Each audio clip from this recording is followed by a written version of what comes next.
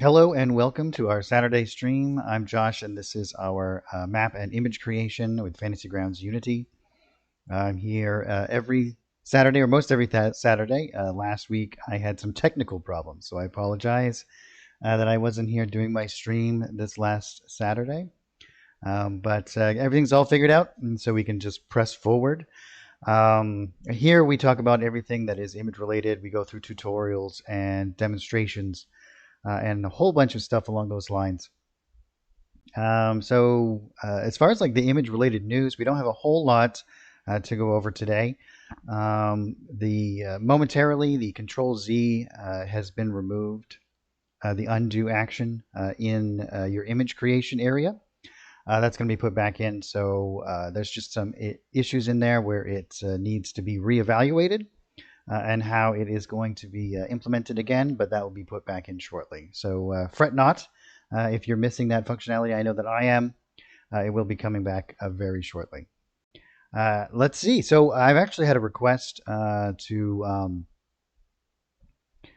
do a little bit of a demonstration here. Somebody has asked me about creating an underworld map. And it's specifically for like a boss fight, and I thought this would be a really good thing to do on the stream. And I'm going to put together an entire map that we're going to be used as a battle map in a particular type of scenario. And this is a really good kind of exercise in order for us to not just create like a random kind of map and build a story around it, but actually have a goal in mind. What we're actually going to be doing here today is going through all the different steps that I usually do when I come into a project. For example, I don't know if you guys have seen the new Van Richter's guide, but I did a couple of custom maps for that, for the House of Lament. And I'm going to go through a lot of the same kind of process here, but more specifically for a particular type of battle rather than an environment to explore. In that particular instance, like the first thing that I usually do is I come up with a generalized kind of thought of the vision that I want to represent, the aesthetic, the different type of mechanics that I want to have involved in it, and then I begin to build from there. So this being an underworld kind of map, and specifically a boss fight, we want to have lots of cool kind of visual mechanics. And what I mean by visual mechanics are things that are represented on the map that require no explanation, right? So if we were to do a field of lava, for example, and we had little outcroppings of stone sticking up here and there that our players had to navigate, jumping from stone to stone or having some rickety bridges, that sort of thing. These are environmental aspects to our map that we don't really need to explain. As soon as the map is revealed, it's kind of self-explanatory just from the imagery. And so that's a really important tool that we can use to enhance our maps and to kind of create a more interactive kind of experience. We got a question here from J-Rock. Are you going over any lighting? Yes, we're going to be doing some lighting and effects layers and all kinds of stuff today. Durations can be put on lights. Yes, they can. And I can demonstrate that. For example, you can set up a torch and you can set up its appropriate amount of time that it will take. And then as you click through rounds, for example, especially in like combat or whatnot, you can it will expire. So we can set that right up in the combat tracker. And you can do all kinds of nifty kind of things like that. Now, all of this is very rule set dependent. There is some very base functionality that works from core RPG across many of the rule sets, but you're going to have more and less functionality from the lighting system depending on the rule set. Currently, I think Pathfinder 2e has a really extensive kind of integration of it. And in that, like, you can just equip a torch and it will automatically light up your token. And so when you equip and unequip certain items, that will obviously give off some sort of lighting scenario. It'll immediately update that in the combat tracker and on the map as well. The question is, will this stream be saved? It certainly will. Yep, you can certainly watch it later. So if you don't have time to stick around, that's quite all right. You can check it out later. So without any further ado, why don't we get into this? So I'd really like some of your guys' input while we're putting this map together and creating this. And I want to create some, as I said before, some visual elements that we can use to kind of, without a lot of explanation, kind of demonstrate the usage of the map. right? We want it to be pretty self-explanatory, and I want it to be interesting. We want to do some cool kind of mechanics in here that we can build off of in the play session, not just in the creation session. And so when you guys think of the underworld, and this is a very kind of vague term, we can do anything from like a hellish landscape all the way through to the more classic kind of Greek or Roman iteration of like Tartarus, where it would be like this dreary place of lack of color and kind of more depressing than it is scary. So the way I was kind of envisioning this, we'll be using the Abyssal Map Pack. And let me just open up, we'll get into our images here and open this up and move over to our assets. And so I'm going to jump right over into our image assets, and I'm just going to resize this so that it can fit it right over here. And I'm going to cover right up my my sidebar over here. We don't really need it for the moment. And I'm going to navigate to the Abyss map pack here. Should be the first one here. And we have a whole bunch of different backgrounds that we can use, some pre-made maps if we wanted to just build off of top of this. Oh, we have another question here. One of your last videos, you limited a token's vision to 60 feet. Is there any way to limit the vision when they also have a light source? Yeah, yep, you can do exactly the same thing. So the vision and the light source are, they work in tandem. So if you limit your vision, even though you have a light source, it should also limit that, that distance that you can see as well. And you can also, if you want to have a more, I can show you guys how you can set up a lighting system if you want it to be an independent kind of way of creating your vision distances as well. And we also have all of these tiles, and these tiles are going to work great for us for building up our landscape very quickly. So depending on how we're going to do this, we're going to create this. What I would like to do is work in some elevation elements as well as some danger kind of elements. Oh yes, a couple of pits, jagged spikes, bones on the bottom. Yeah, that all sounds great. Lots of hazards for the environment. And so the first thing that we need to do when we kind of get this is we have our generalized kind of thought, right? We have this barren kind of landscape. We might want to do like some fire and some lava elements as well, depending on how we go with it. We could even maybe even create like the entire floor, as I said before, made of lava, and then we just have some bits of land that are kind of sticking up out of it. But I think I want to have it more of an open kind of land area and have more random hazards or sporadic hazards rather than the majority of the room itself being a hazard. So we'll definitely do a part of it where the floor is lava, but we'll do some other parts where you have this kind of indiscriminate kind of areas where you can maneuver unhindered. And I would imagine, like in a boss fight like this, we were going to use a lot of movement from the boss as well, maybe teleporting around or doing any sort of different things. Oh yeah, we can have like areas that fall, and maybe even a couple of different layers to our map itself. Perhaps we could have, oh, what if we did the first floor as being a pretty typical kind of environment, and then it just gives way to, and that we could have our players fall to lower elements, and then we could improve the difficulty as we progress through the actual boss fight.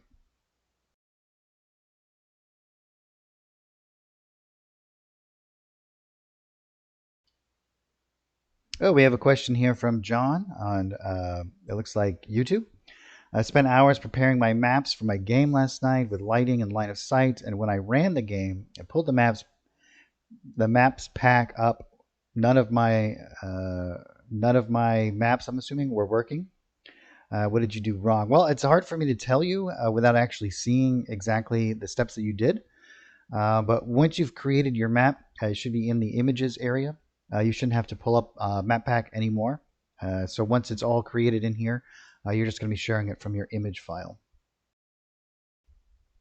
You want to also make sure, so let's just kind of get started here. I'm going to grab out a couple of these tiles just to begin to create this, and we can kind of talk about our side over here. And I can close this down now. I don't really need it. First thing I'm going to do is I'm going to make sure I set my grid to 100 by 100. And I'm going to drop down its opacity just so I can just line things up and have a better sense about the scale of things and whatnot. So one of the things that you want to make sure you do is if you have your lighting system set up, make sure you have your line of sight and your lighting system enabled. Otherwise, none of these are going to function. So that's the first thing that I would check, John. Yes, the new dark theme is scheduled to be released this next month. So that's the theme that we're working in now, and I'm actually in the Savage Worlds rule set.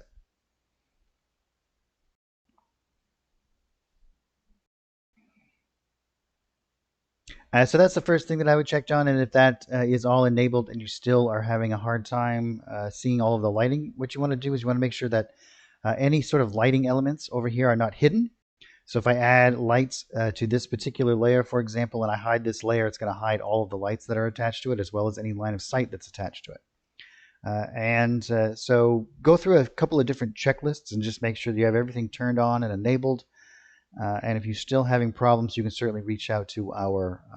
You can either pack up your campaign and send it over. I can take a look at it, or export that particular map, or you could reach out to support, and I'm sure that they can help you get through that as well. So I'm just going to grab a few of these elements and just pull these out. These are all seamless, and they all just match right up together.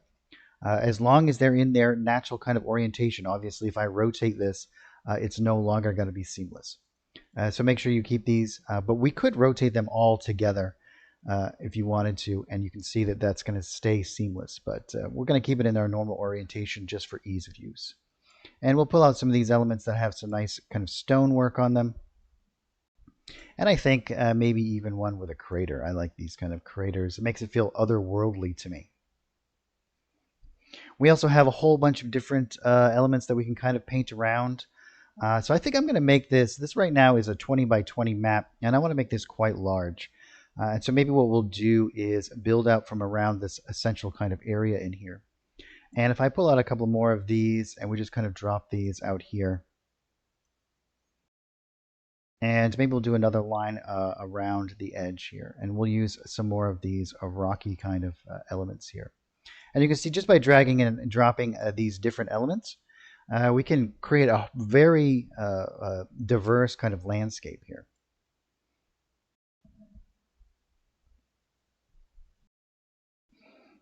Blue Cyan says, for troubleshooting map issues, it recommends opening a second instance of FGU to connect to your own server as a player. Yep, you can certainly do that. And if you guys are unaware on how to do that, all you have to do is right-click the open Fantasy Grounds icon. That's usually in the taskbar at the bottom. And if you right-click on that, you're going to see where it says Fantasy Grounds Unity. You just click that, and it'll create a new instance without going through the patcher. And then you can connect to your own games and see it from the player's point of view. That's a great tip, Blue Cyan. So here we have a 30 by 30 area here. Each one's 10, so it's 3 wide and 3 tall. And so I'm just going to, for ease of use, grab all of these and drop them into a folder. And we can rename this folder ground. And I'm actually going to call it ground 1 because we might do a couple of different layers. I might want to have part of this fall through and fall to different layers and elements. And we can also add on top of this all kinds of different stuff as well.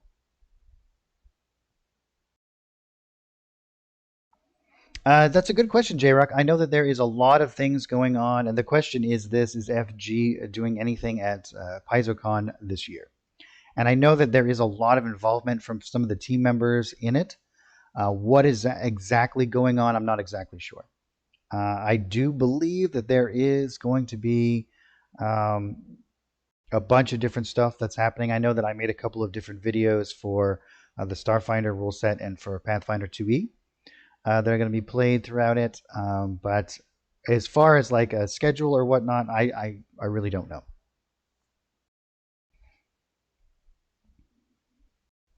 The other thing that I want to do is I want to change the color of all of this, and we can do this a couple of different ways. This is a little bit too bright for me. I want this to be a little bit dark and more brooding.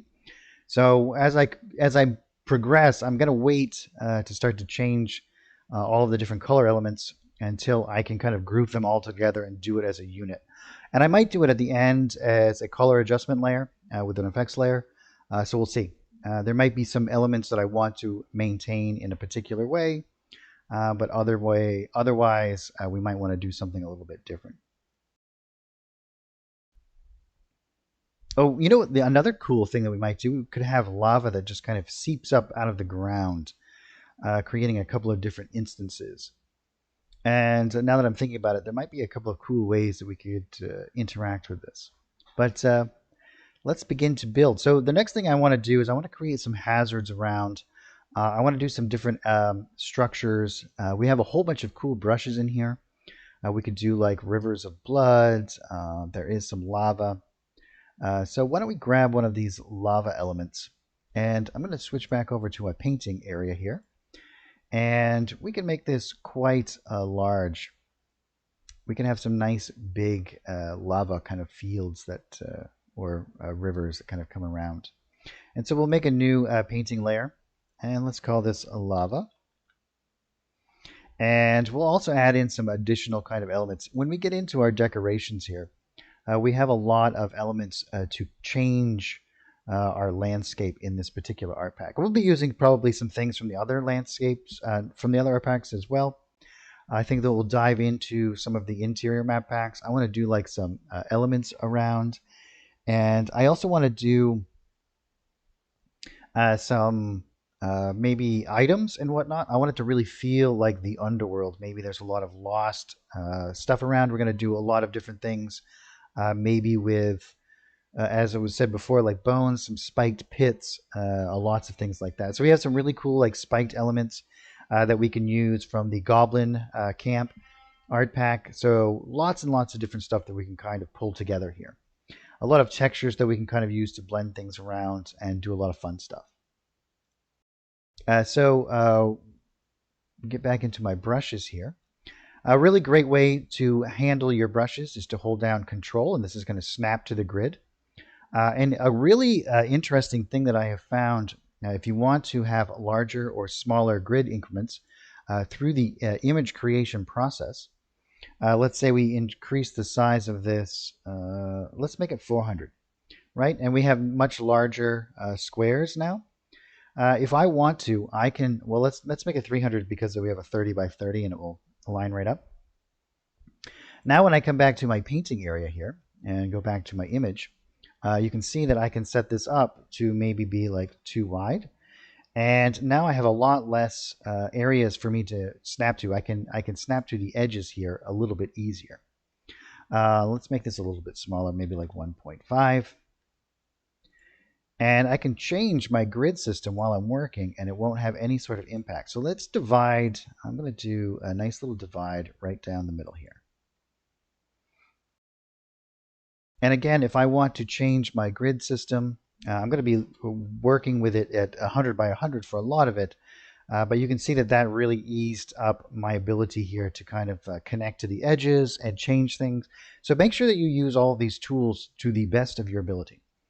It'll actually help you a lot. And I can do the exact same thing. I could make this a 50 by 50 grid, and then I can come in and snap to very small areas and do a whole bunch of different stuff that way as well.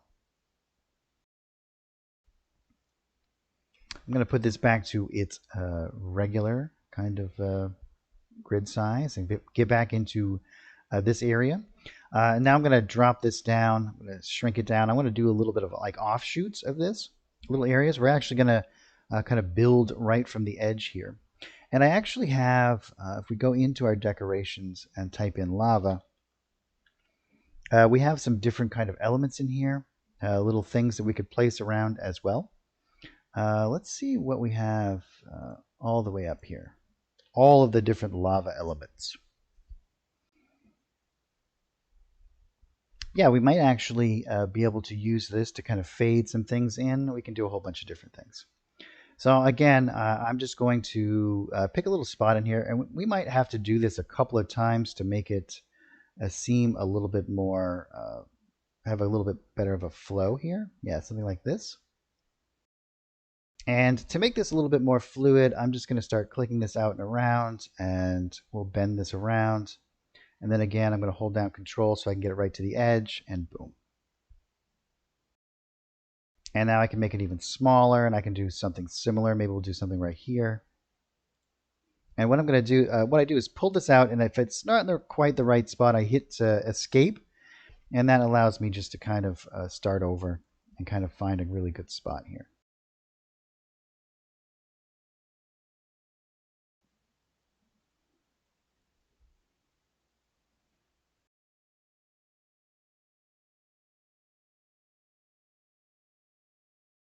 And again, I'm just going to pull this down and hold down Control to kind of match that up to the edge of my map. And I'm going to kind of spill this out as I'm working as well. I'm going to drag this one over now. And now you can see I have this nice little area in here. Dropping down my opacity to something like 50. I am now going to shrink this down and make sure that I have my stamp tool selected. And then I'm just going to start stamping in this a little bit. Well, that's not going to work exactly the way that I want to. Let's increase this opacity to maybe like 100.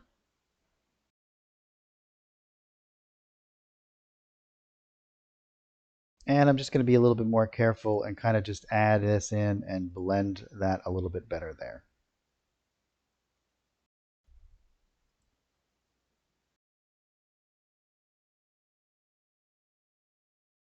Changing the size and its orientation, I can just kind of blend these together a little bit, just so we don't have such an abrupt kind of edge there.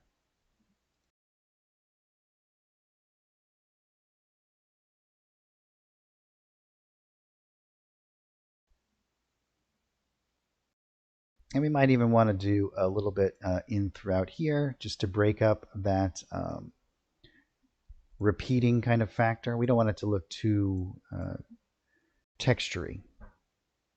Great, we got a whole bunch of different stuff. We have this nice little lava flow going across our map. It's going to be a nice little area for us to have some danger. And I think I might even create some nice like lava fields or whatnot. So the next thing I'm going to do is I'm going to start to build out some different elevation elements. And as we progress here, we're going to start to pull all of this stuff together. We might want to do like some bridges across here and do all kinds of different stuff. But I want to do maybe like a platform out here, like a large raised kind of platform. And if we don't have what we need in this art package, we'll find it in a different one for sure. But we have a whole bunch of different stuff in here. And there's actually some really cool cliffs that we can use. And we can actually use this. This works exceptionally well as a brush. So what we can do here is I'm going to create a new painting layer. And I'm actually going to grab, maybe we'll do an ellipse. And this way we can kind of just pull out. And then we're going to go in the other, we want this to go in the other direction here. Let's just erase all this stuff. So all we have to do is flip this and it will, oh, I want to, let's make our eraser a bit bigger so it's a little bit easier for us. So if we flip this, and you can kind of see here, it'll do towards the outside. And now I can kind of move this and manipulate it from a layer kind of perspective.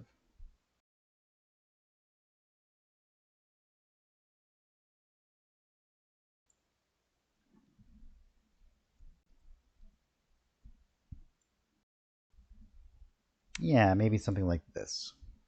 I think I'm going to do like some steps coming up to it and whatnot. So with this kind of selected, what I want to do is I want to get rid of a lot of this information that's underneath it. So what I'll actually do, maybe we'll just kind of scrunch this down a little bit, is I'm going to create a new painting layer and put that right underneath. And we'll find one of these nice kind of like textured things and fill in some of this.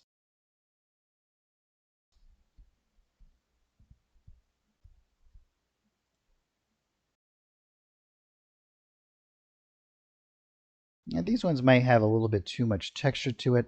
Let's move up into our tiles. What do we have in our effects? I think our effects are all like fire, yeah. But I might be able to take this and switch back over to my stamp tool here. And I'm going to lower down its opacity to something like 150. And I just want to be able to start and remove some of this information that's underneath. And I'm not going to worry too much about, I'm going to layer a couple of things on top here. But because I'm underneath this other layer here, you can see that what I'm actually doing is hiding a lot of that texture information. I'm making this seem like a little bit more of a flat area.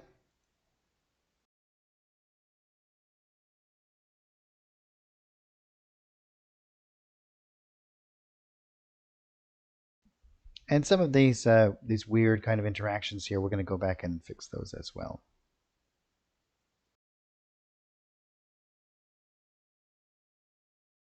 Yeah, pretty good. A nice little platform from which, and once we add in our shadow information, we're going to add in a whole bunch of different stuff here. So now we're going to go back into our textures here, and let's grab in a couple of these other elements.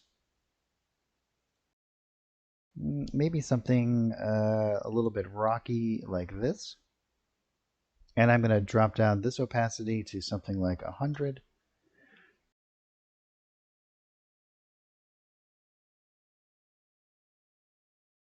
And you can see that this is just going to help hide any of that strangeness that we created before. So now we have this nice raised platform. We have our love out here. We're starting to create a whole bunch of different elements. And we can start to go around, and I'm going to do on the same layer in this particular area here. So we can call this like texture and decor. And we can start to drop in some of these things as well. We might want to do like some huge ones, and I think there's actually some big piles of them as well. Yeah.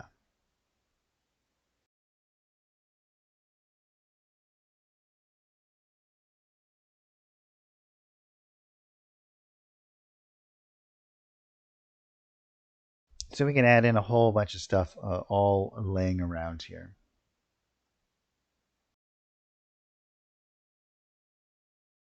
And depending on how much we want these to blend into the surroundings, we might want to change our opacity. If we lower down our opacity, we can blend this in with our background quite a lot. That's a little bit too much, but maybe something like this. And we can change up. We have a whole, I think I keep grabbing the same one. And then you can put more opaque ones on the top and really make it feel like there are these piles. It's been like lots of time as it kind of builds up and builds up. Oh, J-Rock, you signed up for some Starfinder? That's cool. I've never haven't yet gotten to play Starfinder, but it looks super fun.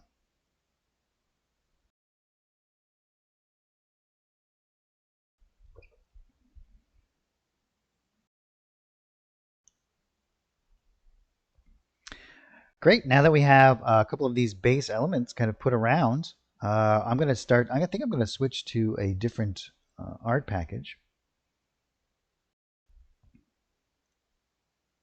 And we'll be coming back here. I want to use a lot of these like smoke elements, and maybe we'll do some of these trees, these dead trees around, make it feel like a barren kind of area. But there's actually, I think, and if I type in coast, for example,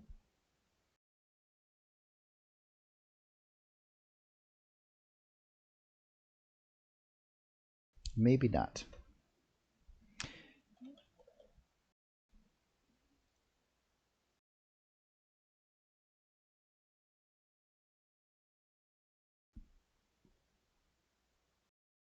If we go into the 2019 art package,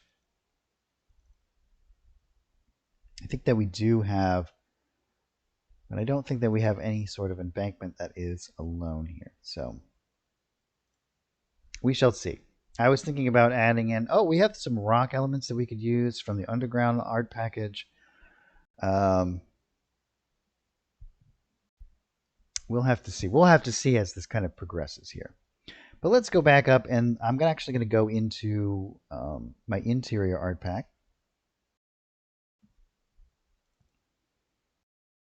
And we have a whole bunch of different stuff in here that we could certainly use. Lots of stone elements. I think what I'll do is create kind of like ruins and whatnot. I wonder what will happen if I just type in ruins up here. We don't have a whole lot that is specifically.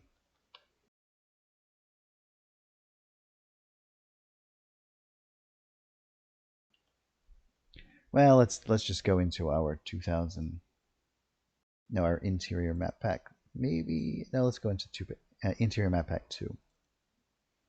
And in our brushes, we have a whole bunch of different stone walls. Or you know what? Let's make it a little bit less structured. Let's use the goblin one.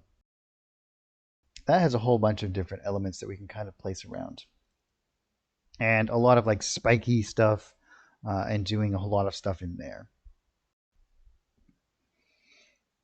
So here we have a lot of different stone walls and whatnot that we can kind of drag around. I want to create maybe some different, we can even do like some floors and whatnot. Maybe we could build structure up here. That might be kind of cool, like a little temple platform.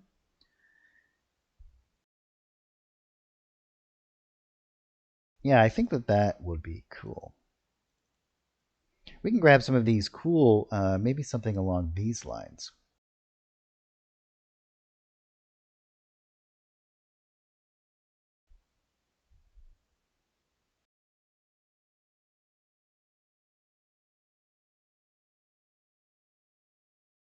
Yeah, I think that we could do something like this, and maybe we'll just turn it here.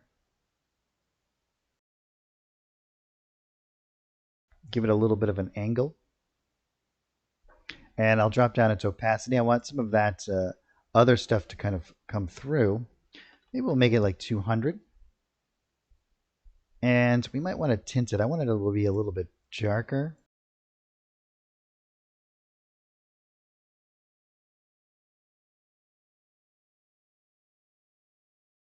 Yeah, and then we can build some stones on top of it and maybe do some columns and some archways.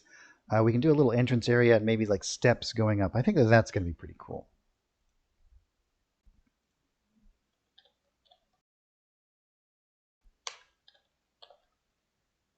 We have these nice stone stairs that we can use. And I'm just going to grab this hexadecimal code with Control C. And then we'll drop this in here and we'll do the same Control V. It's just going to match. And except this time I want to make sure that my opacity is all the way up. And then I can change the size and my orientation here a little bit.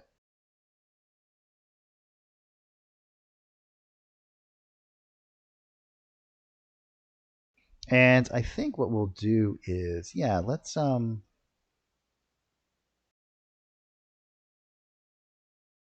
drop this guy right in here.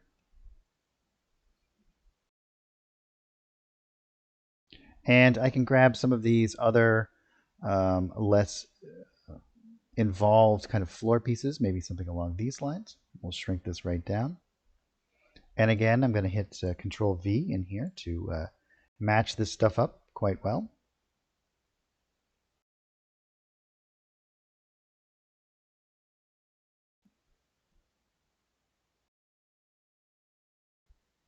Let's see. I wonder if I should maybe do it like this. So it really looks like it's kind of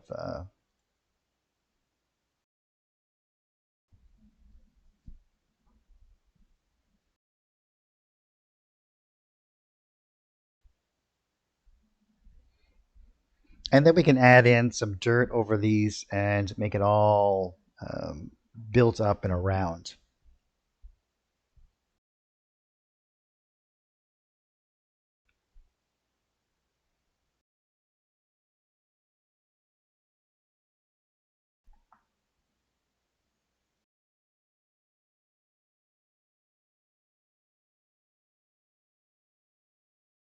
Oh yes, that's right, Derek. Their textiles are on point.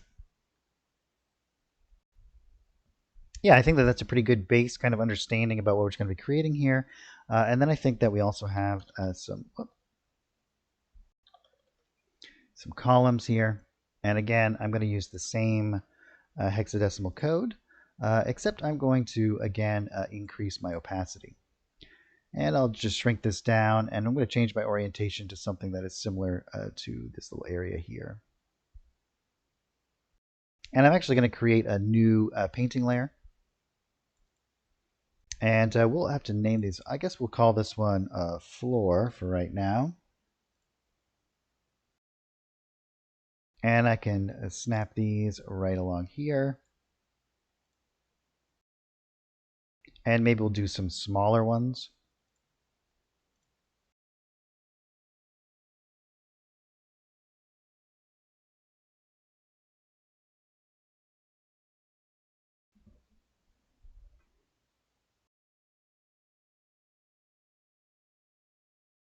And maybe we'll do a couple like here. And we have some that are fallen over. We could always do a couple of these. And we could even make these look a little bit broken and whatnot. We could do all sorts of different stuff.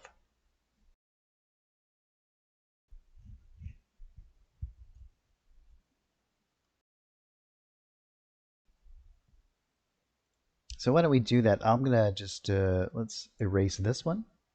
And then move this one back over, and we'll actually make this one look like it's fallen over.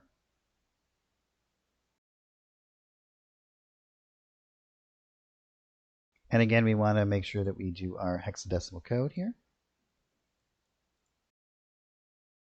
Maintaining our color continuity. And what we can actually do, and this is one of the great things about these elements, is I can create now my shadows exactly from this particular piece, right? So if I create a new layer here, let's call this one shadows. And I want to do drop shadows. I can now drop down all of these all the way down to black, or I can just any color that you pick inside of the color picker will automatically update. So you're able to pick any of these colors you wish, moving it all the way down into our black and dropping down our opacity. We can hit OK. And I'm going to do this on top, and then I'll move it to its appropriate location. But let's say I want to do all of these. I'm just going to click, and I can create perfect shadows coming off of these. And then I can do larger ones for these.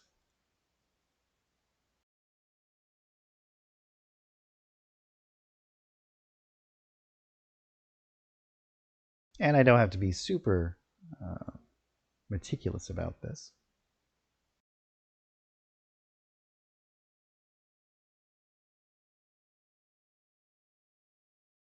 And now what I can do is I can drop these down to whatever is an appropriate kind of level.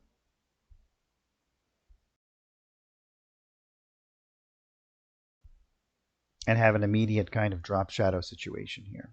I'm going to be painting in a whole bunch of different other shadows, but this is a really easy way that you can do this. Yep, you can also do it with shadow casters. And that's probably a much better kind of idea for us to do during this is we'll set up all of our shadows from the actual lighting system itself. We should definitely demonstrate that.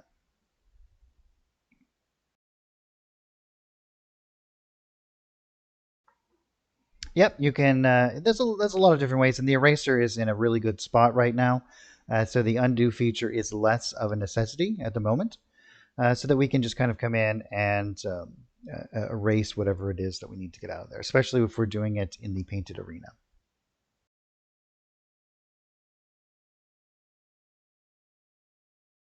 So here on the floor layer, what I'm actually going to do is I'm going to come up to the, let's grab some rocks.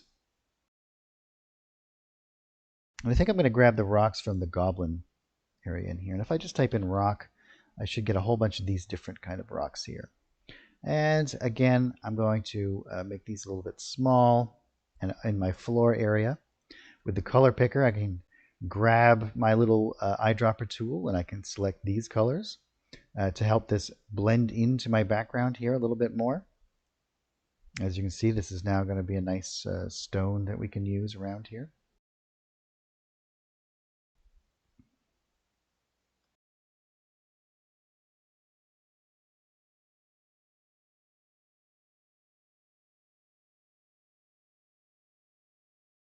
I think actually before I get too much into using these, let's get back into the Abyssal art package.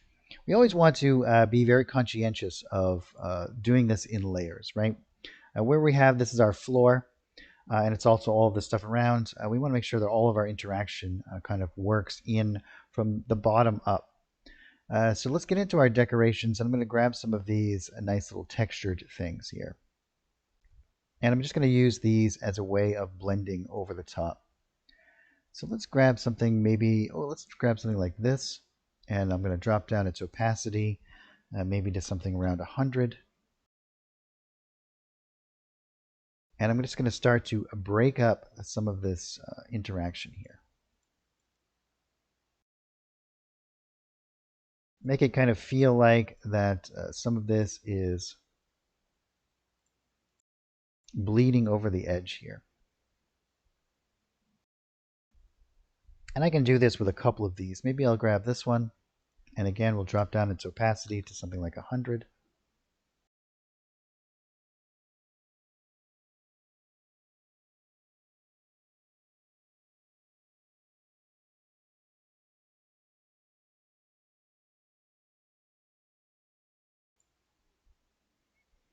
And this is just going to add us that kind of, it's going to make it feel as though it's been here a long time.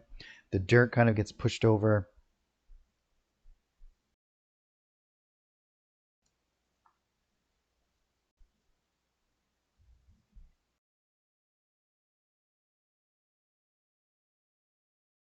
Oh, I make a lot of mistakes.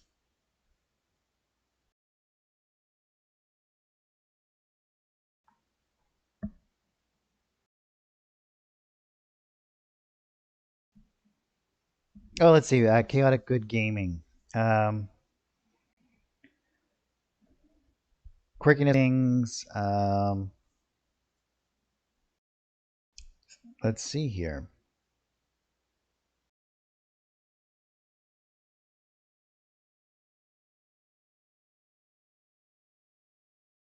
Yes, I understand totally. Chaotic Good. Yep. The undo feature is certainly going to be coming back.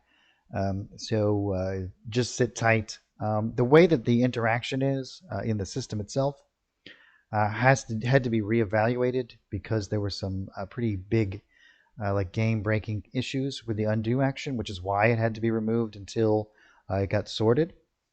But yeah, I can certainly understand your frustration there. Uh, One of the ways that I kind of interact with it in its current iteration is that I go in and actually um, build most of my scenarios now, especially if I'm doing walls just with the line tool, because I can always break it off at a particular instance and then kind of continue from there. There's some cool little features that you can do with the line tool, snapping to the grid and holding shift and double clicking, and it will automatically connect to itself.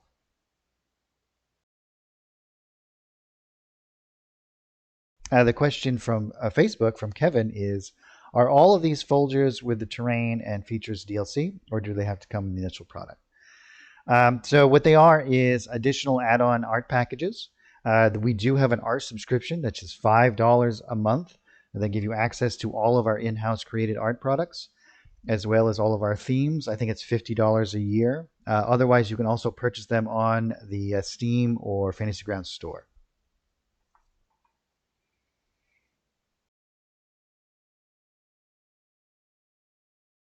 So I'm going to go back up into the Goblin art packing once again.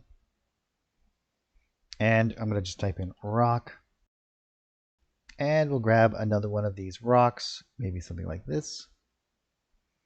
And again, I'm just going to pick a nice little light area in here. Maybe something like,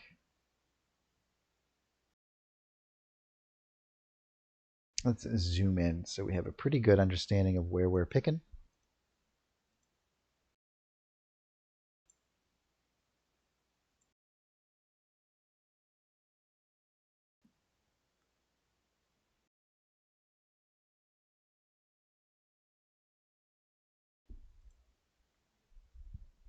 And we can create some nice little piles here.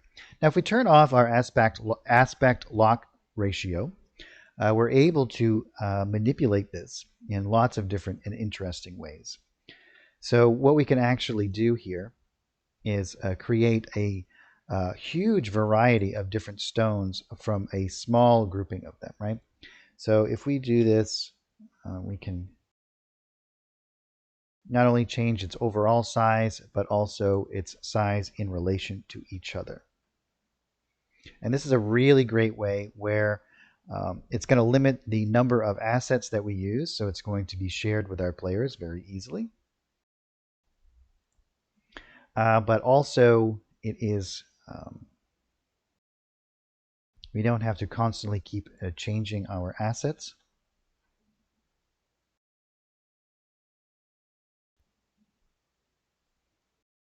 And again, oh, I should have grabbed that.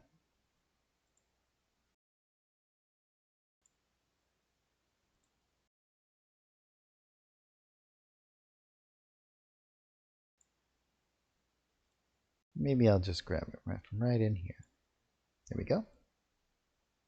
And I'm actually going to grab this hexadecimal code, hit Control C.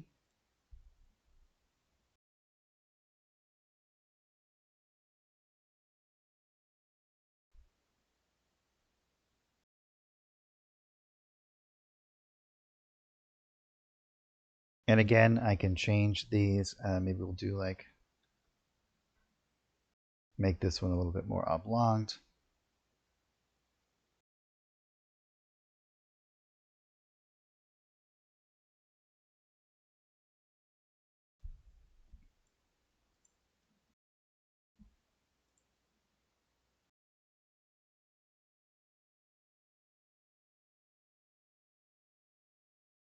Great, yeah, just adding in some additional kind of elements around and a little bit more that we can kind of work with here.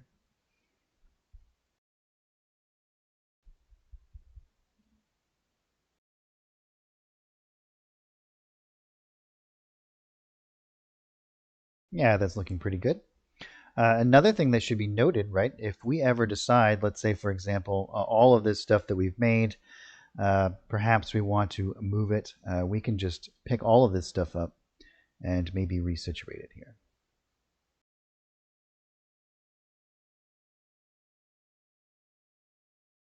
And we might even want to do like a nice stone path here with a bridge that is coming across the lava. And depending on how we want these elements to interact with each other, we can do all sorts of different stuff. But I think what I'll do at this point is I'm going to come into the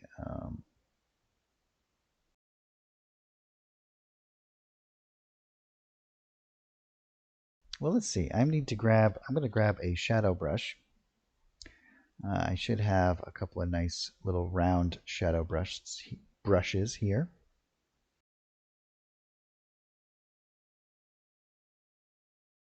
Oh, I don't want it there. I want to do it in my painting area here. And I'm just going to start to add in some shadow information for these. We're going to just do a little bit of basic stuff to help separate it from the other areas here. And I want to do it, make sure that all of these are visible. And a couple of different elements here. So I'm going to do it on this floor area. And again, with this separated, you can see that we can create some nice little oblong ones. That's a little bit too much. I just want it to be a little bit on the oblong side. And this is just going to be the little base area by which that we're going to... and let's drop down our opacity here a little bit too.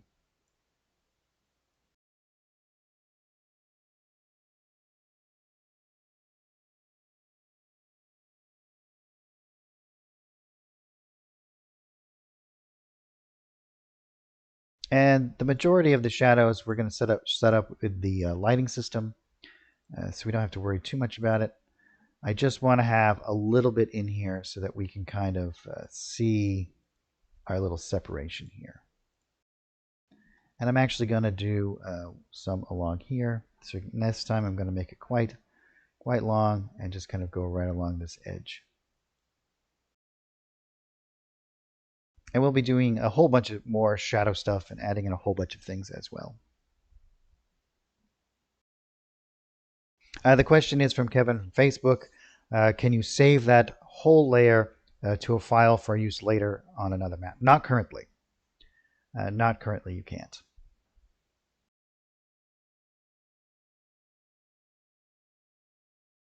So while we're at it, why don't we set up some of our lighting here in the beginning. I'll turn on my lighting and my line of sight.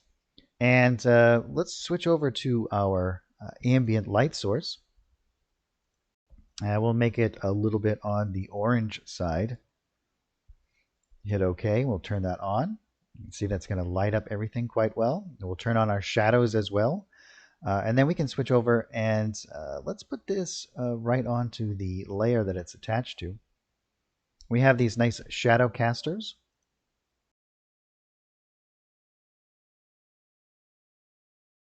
And I can do something like this. And you can see that's going to create a nice shadow coming off of there. We're not going to worry about exactly where it's at the moment. And if this is too large for us, we can do all of these adjustments, right? Like we can pull this in if we want the top to kind of seem like it's a little bit wider than the bottom area.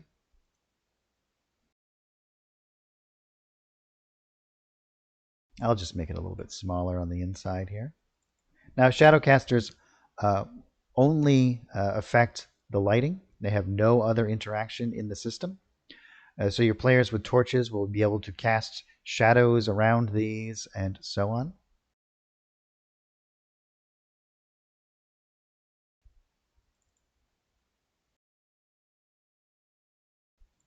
And we may need to adjust these a little bit too. So we'll just do a couple of these and then switch over to our lighting system. And then here we can change the direction and the length of these. So we want to have some nice kind of soft shadows coming off of them. But you can see that this is a little bit wonky on the side, so we'll just adjust those.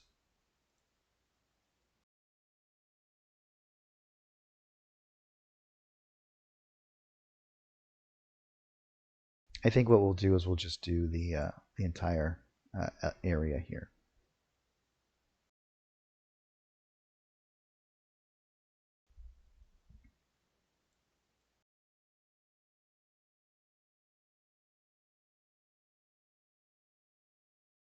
Just to avoid any other further kind of issues with casting a little bit of a wonky shadow off of them.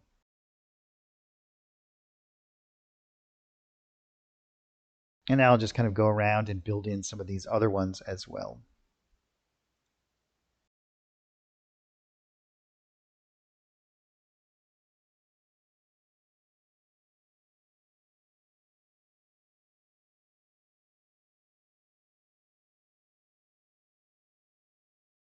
And you can see that this actually enhances the little shadows that we put in before. We get a little extra here, and I'm going to change the direction here. I'm going to move them a little bit further to the side here, but we'll finish adding in these occluders first.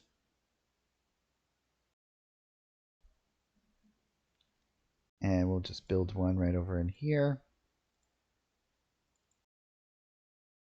And switching back over into our lighting system with our ambient light source, let's change our direction here a little. Let's make it something along these lines. Excellent.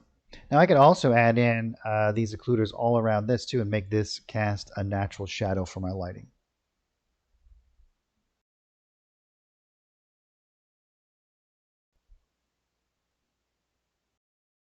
If a PC is inside of a shadow caster, they can't see out of it.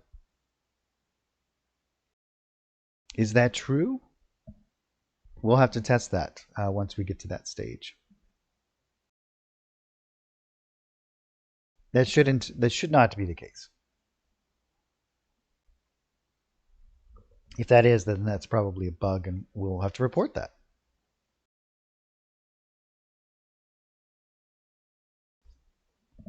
Oh, interesting, Dark Mantle.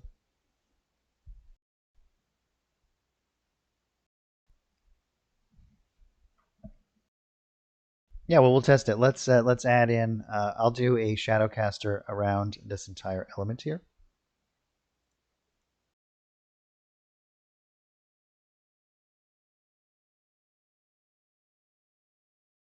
and we shall see.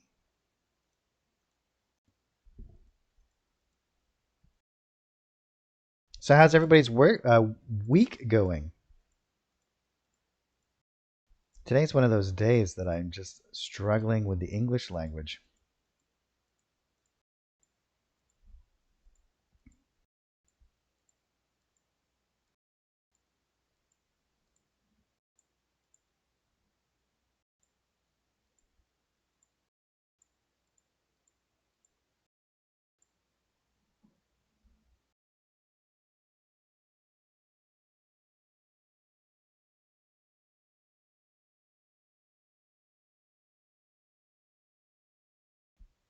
And so we're going to have some issues here. So what I like to do, especially if I'm going to have a static kind of setup lighting system, is I will come in and remove those elements that are going to cast shadows where I do not need them.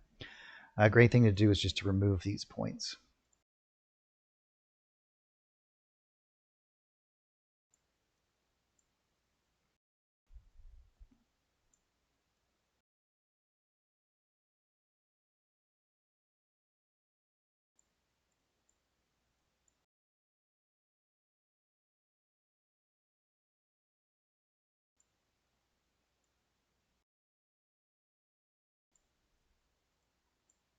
Let's see.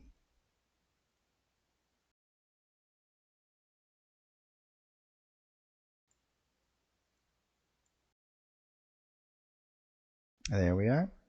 It takes a little bit of manipulation in some of these areas to get this in a pretty nice working state.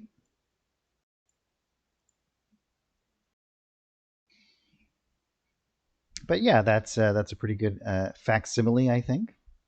We have some nice little shadows. This is a little bit wonky in here. We'll have to work with that. But and most of the time, I would actually use this to create my scenario. I would paint in my shadows into these kind of locations rather than do this. But I want to do this just to see if that works. Oh, just other tokens can't be seen.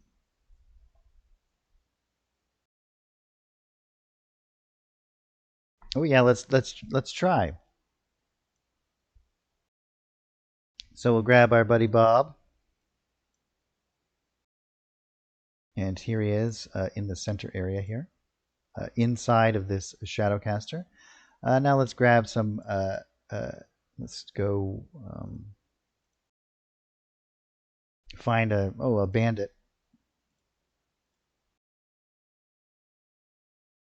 and we'll drop our bandit out here.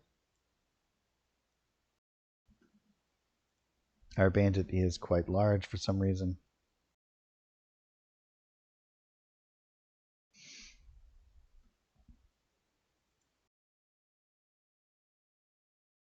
Oh yes, they don't seem to be able to see each other. Oh, I gotta make sure he's visible,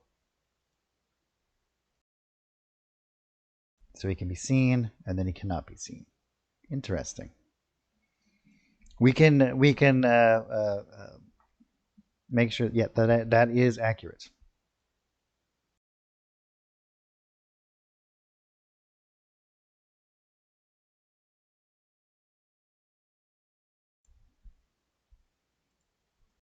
All right, let's remove these now. And we can move back into our line of sight area. And so I'm just going to double click on this. It's going to select everything, and we can hit delete. And that will remove that from our area here.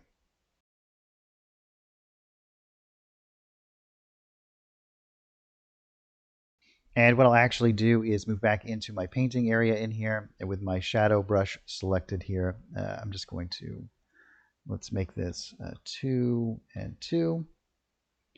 And I'm going to just paint in some shadows along these edges.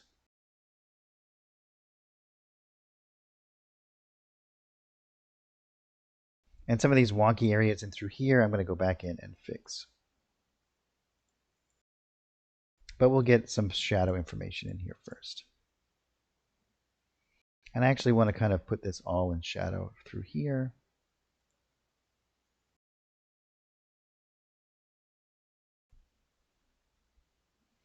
And I'm going to drop down my opacity quite a bit more, to something like 50. And we'll just do some like larger kind of shadows coming off of this edge over here.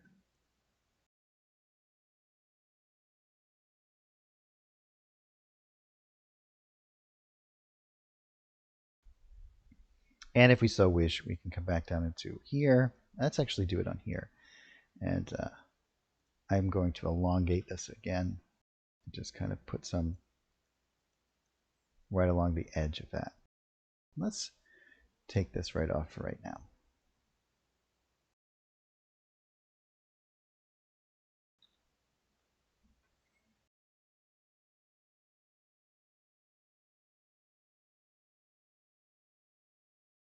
And then you always want to do some over the top of items so that you can kind of get that gradient coming from the edge here.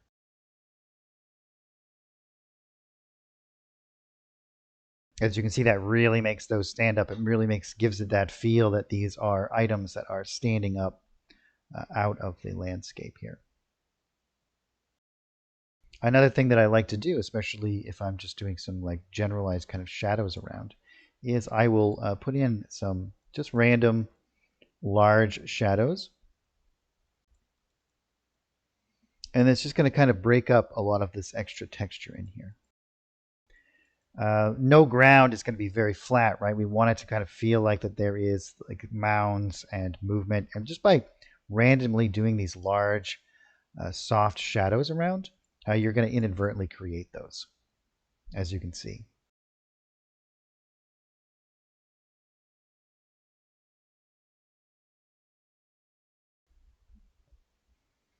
Yeah, this is starting to look pretty cool. I really like the way that the feel of this and how all of this is kind of setting up. And we're going to have to come back and resell how this lava is interacting with the ground. We want to kind of build out some rockiness or some buildup along these edges, fire and whatnot. So let's get into doing that too. We're going to go back down into our texture layer, open back up our assets. And I'm just going to type in rock. We should get a whole bunch of different ones. There might be a little bit too much. Rocking chair.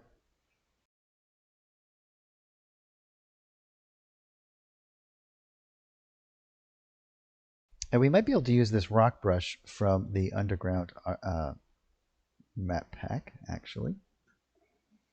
This might work exceptionally well. Let's I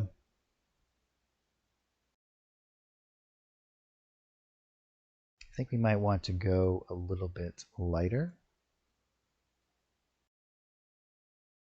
and drop down the opacity a little. Yeah, that might work good. Maybe increase our opacity a little bit more than that. And make sure that my orientation is straight up and down. And now what I can do is kind of just paint out some rocks along the edge here.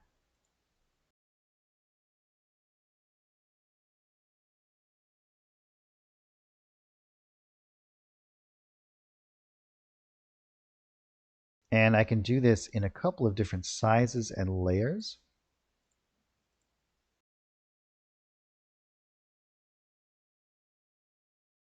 And I can do this intermittently in particular elements. And I can also come in with some other texture kind of ground elements and fade in a lot of different stuff as well.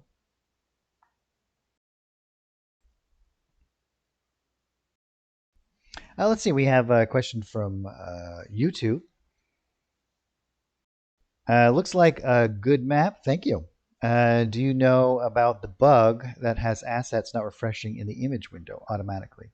I'm not sure what you mean as far as like assets refreshing.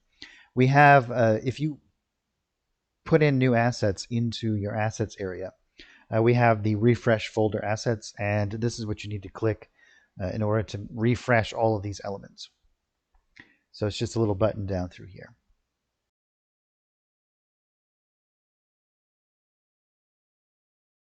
Yes, making that area terrain will, yep, as well. You can also cast shadows from pits and do all kinds of different stuff. The inside of the pit gets a shadow that's sent in there.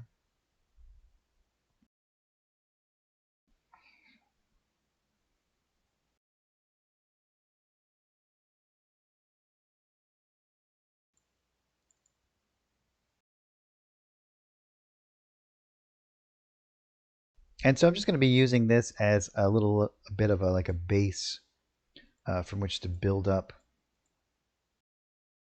some different kind of elements here.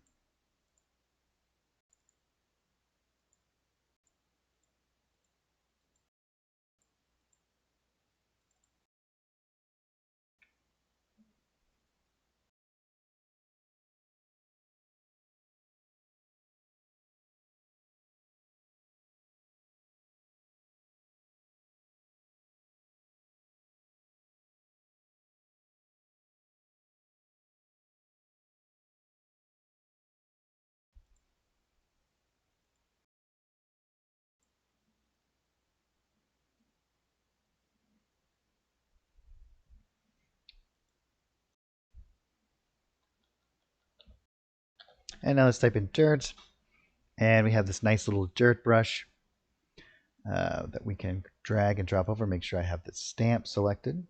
And I'm actually going to, again, match up some of these colors.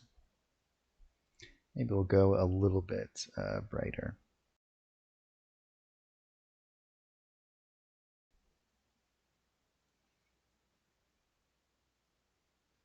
And I think I'm going to drop down the opacity of this so I can kind of just blend this in and around.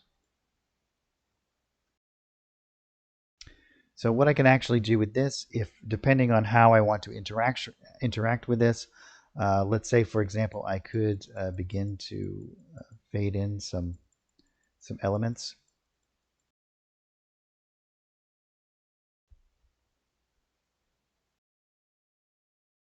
If I wanted to create some little areas where this is kind of like faded off.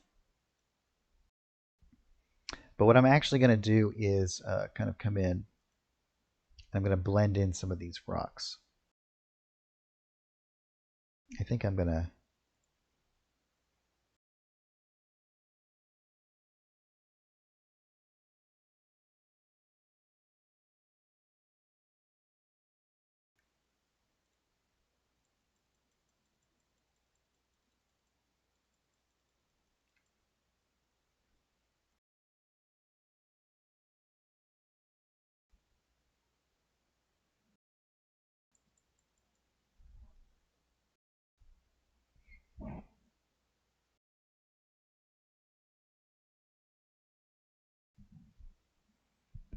Oh, so changing a name in the assets is going to be a lot different than changing the image itself.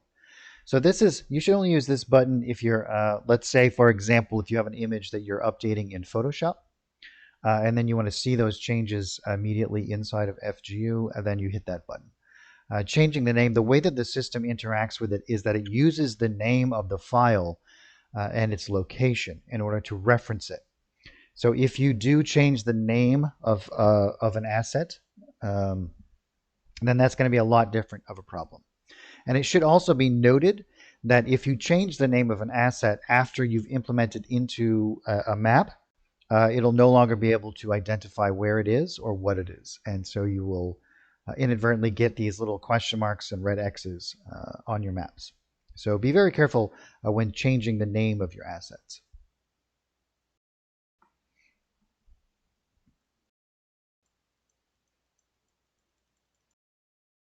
And I'm going to do some larger ones. I'll make this kind of like fade off on this edge here.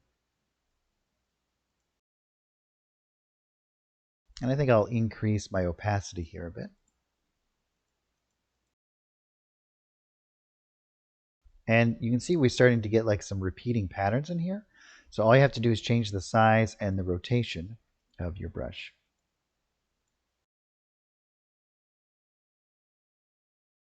I'm going to do some larger kind of like generalized shapes here.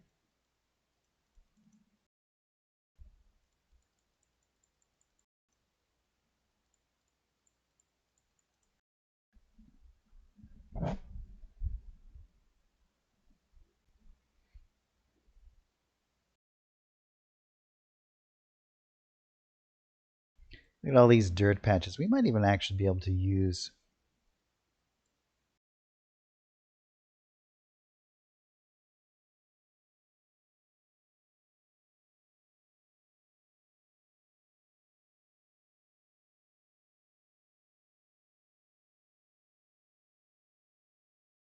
maybe we'll come into something like this.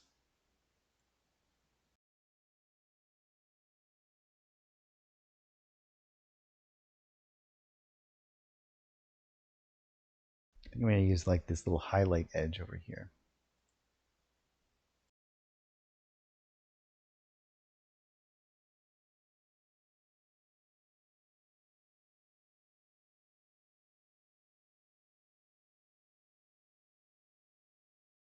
And kind of break this up a little bit more.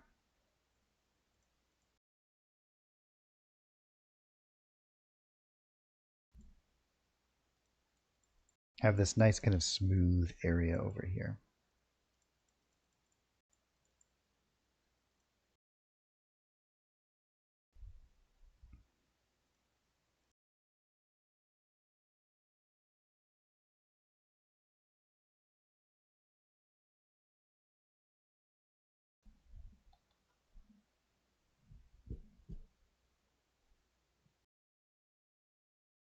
Yeah, you bet, brain cell.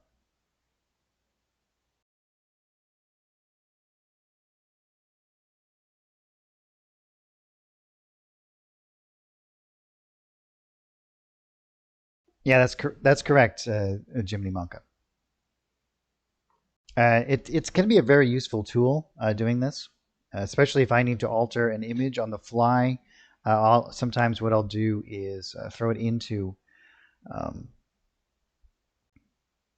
my actual Photoshop, and I will update an image, especially let's say, for example, if, even during a play session, I might want to change an image or break up a table or do anything along those lines, and I can just do that, throw it in there, and update it.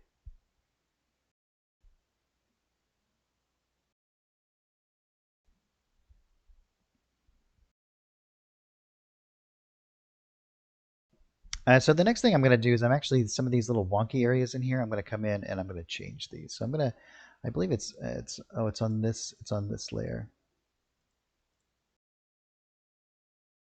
Make sure I make these all visible. And so I'm just going to come back into my abyssal map pack here. I don't think it's in the brushes. It's in the decorations. And it's this cliff right here.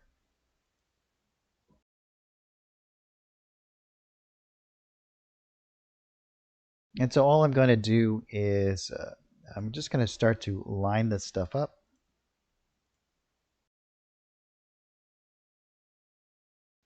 As best I can.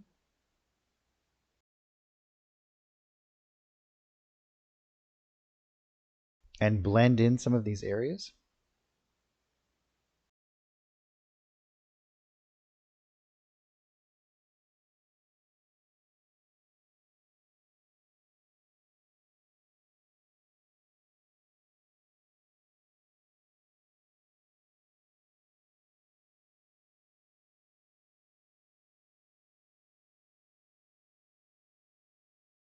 Until I get a little bit better of some of these are a little bit too angular.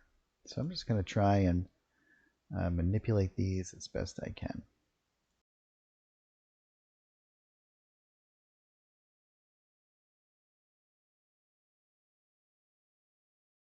And working in multiple layers like this can really help. As you can see, that's really fixed a lot of those images, quite a lot.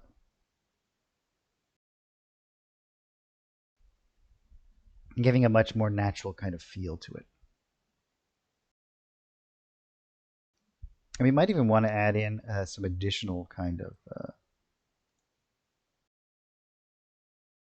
we could do some larger ones, maybe in the background here.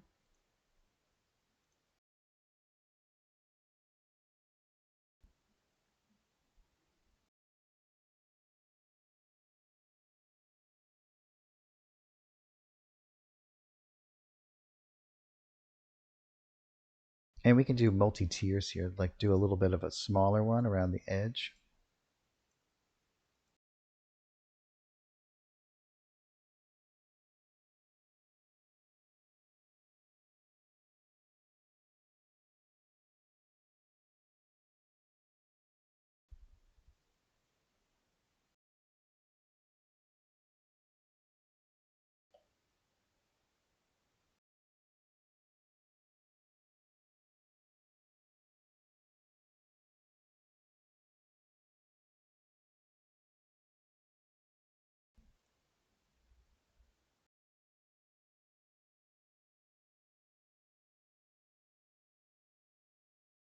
I'm going to build up some layers over here.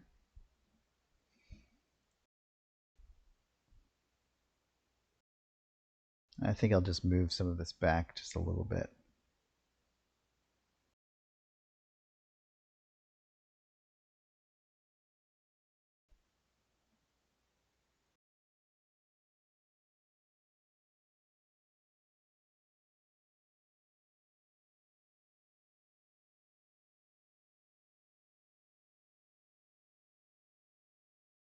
And now we can come back in, and if we go grab that shadow once again,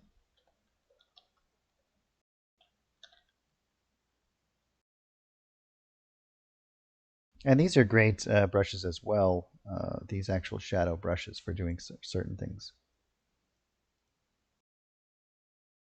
And we can drop this down to something around, let's do like 75. I think our shadows are here.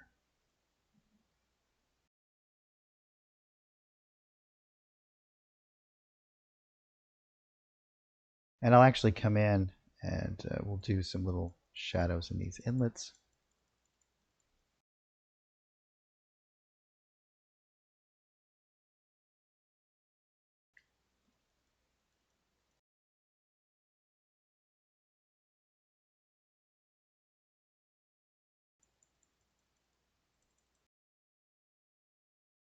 And then we'll do some larger ones for these big areas that should be nice and kind of brought out there. And drop this down to maybe like 25, and then we can do some nice soft shadows coming off the edges.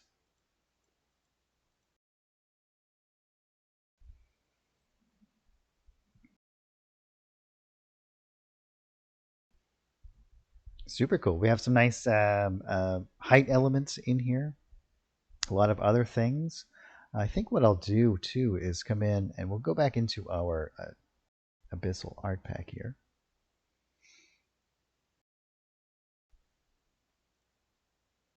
And maybe I'll grab some of these elements, something like this, some nice rocky kind of stuff. And again, we can drop down the opacity so it's not too intrusive here.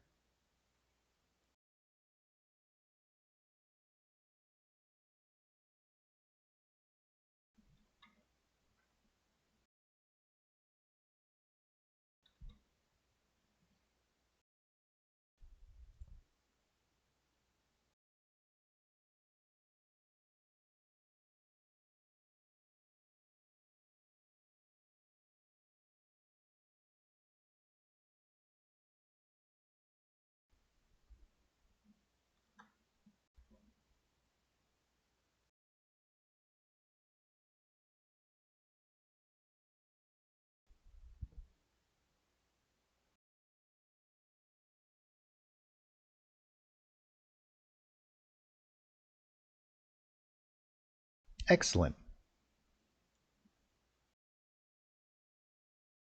There wasn't, Jiminy Monka. The question was there no after this week? And there was not. we're all heavily involved in projects and we just didn't have the time to do it. But it shall return. It shall return. So now let's come all the way up. Let's type in bridge. I think that we have, we could actually build a bridge. These are all ones from, we have a stone bridge here. I think that we actually have some really nice ones in the, that we could use in the Goblin camp. Some actual kind of like, or we could build a nice stone bridge from some of these other elements as well. Let's do that, actually. Let's go into our interior map pack 2, and we'll go into our floors. We'll grab this one again.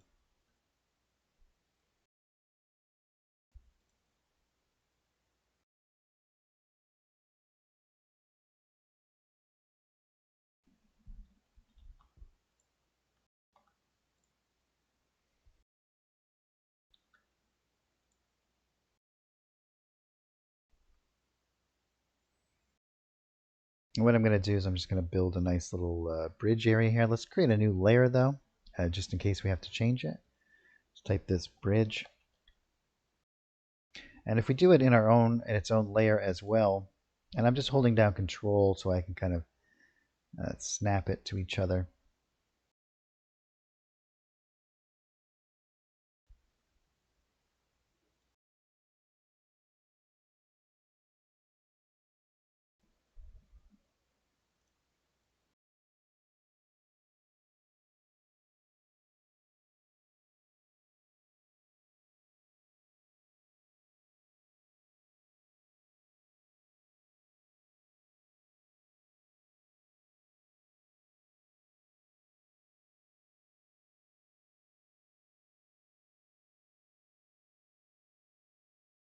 And we can kind of orient it. Well, if we change it,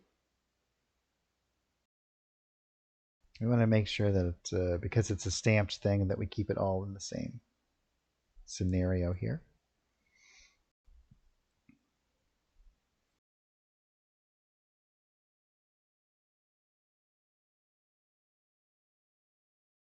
And I think what we'll do is we'll add in some, well, we can actually just use in the brushes here. We have some stone walls.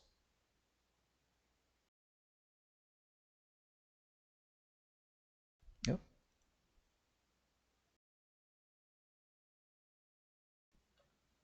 Hit OK.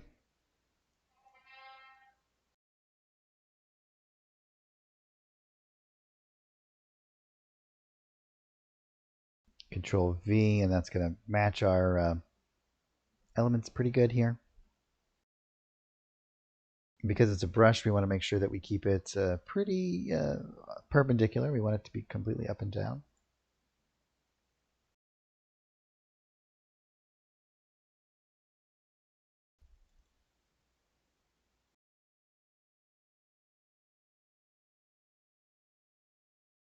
Whoopsies.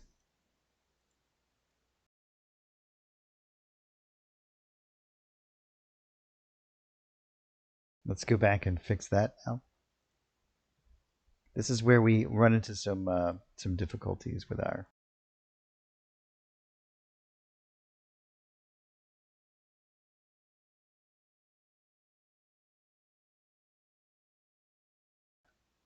without having the undo tool.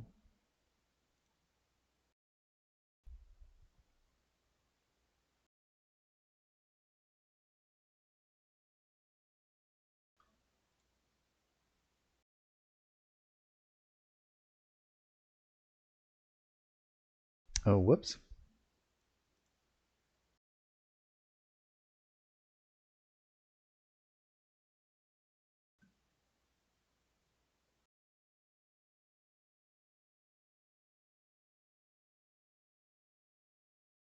Pretty good. And now what I'm actually going to do is let's go back and grab that shadow. I'll show you guys the shadow brushes and how they can be used.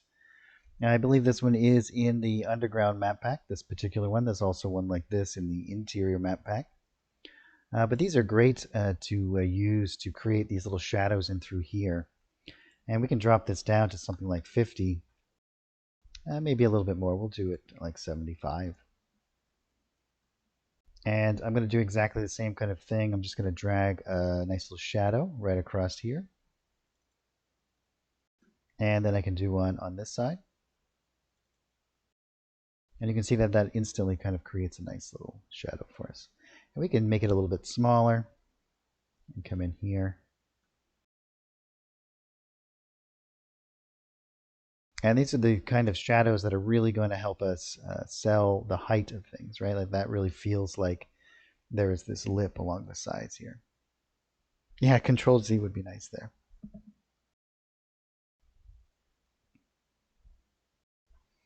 And we might even want to make it a little bit smaller and just come in and add in more ambient occlusion along these edges.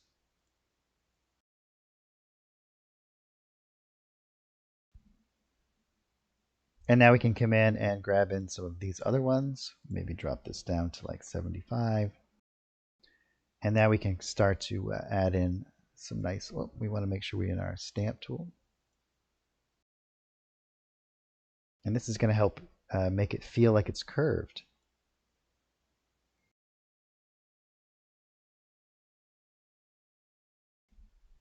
And the last thing that I would do in this particular kind of scenario is I would come back in and again go into the Abyssal map pack, grab some of these decorations, maybe something along.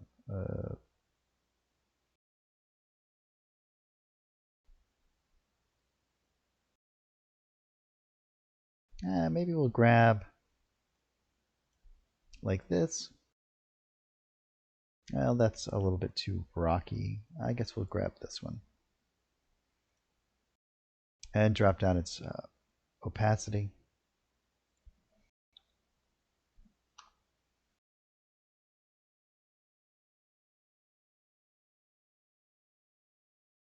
And we're just going to build up some stuff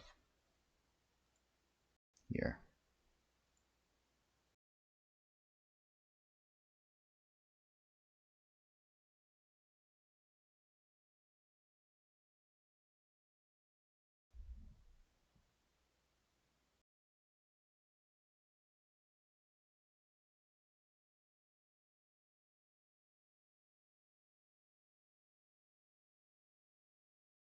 Maybe we'll do a little bit over the top of some of these piles as well.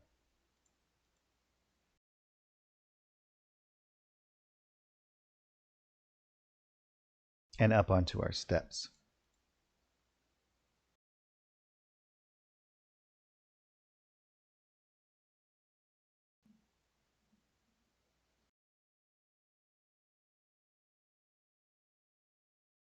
Yeah, cool.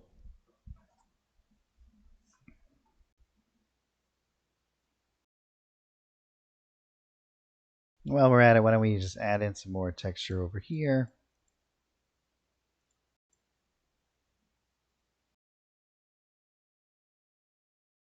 And we can come back in and let's add in a little bit more shadow content.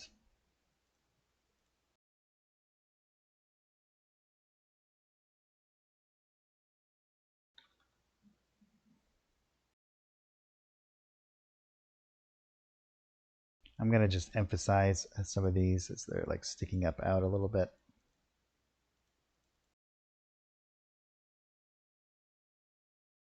And maybe these little areas in here.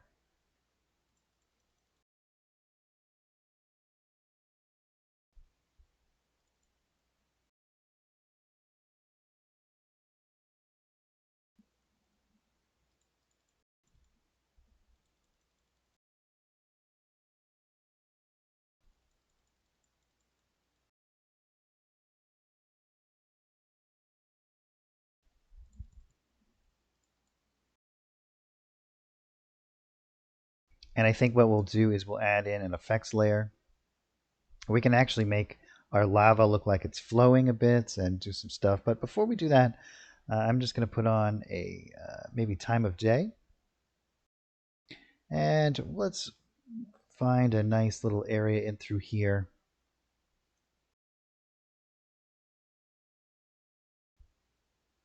I think we might bring it.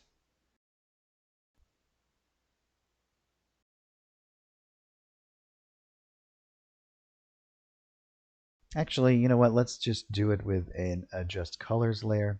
I'm going to bring down my darkness a little. I want it to be a little bit bolder, but maybe we'll increase or decrease the blue a bit and increase the red.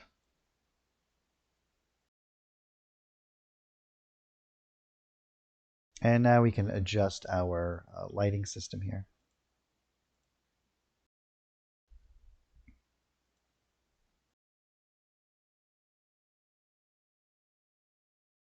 And we might want to lower down our opacity on our shadows to make them a little bit more subtle. Well, they look maybe just a little bit.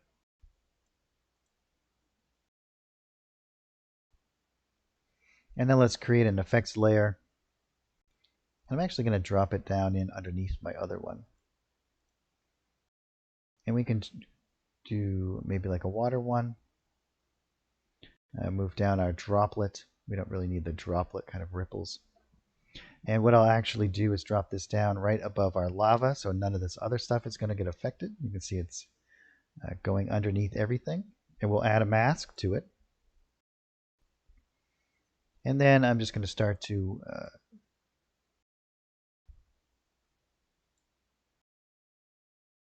give our lava a little bit of life here. Now, I'm not going to do this very precisely, because what I'll do is, we want to make sure we get that out. We can blur out the edge here a little bit. And focus primarily on the middle area in here. And then we can play with all of our different parameters to get this kind of doing what we want it to. Now the great thing about doing these masks is that no matter how many different effects that I want to do in here, I only really need to worry about this mask once. So let's, I'm going to up my speed so I can have a really good understanding about what I'm doing here. As you can see, we can really drastically change this. We can do all kinds of crazy things. But what I want to do is make this much more subtle and maybe bring in a lot of these parameters, quite a lot here.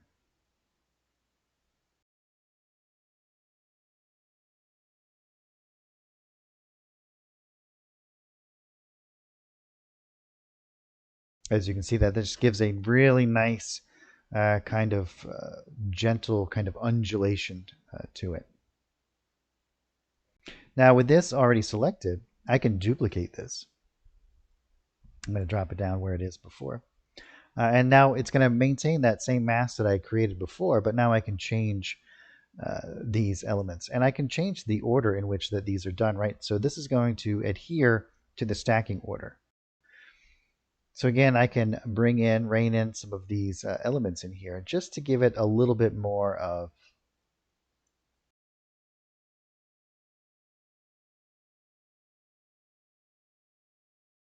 as though there's heat coming up off of it. We get a really nice kind of effect there.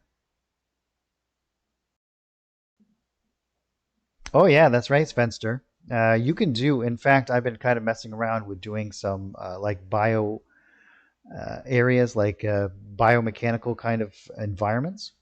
And you can do a lot of stuff, cool stuff like that, making things look as though they're undulating in the background and stuff. So you can make very Lovecraftian kind of horror stuff. Super easy.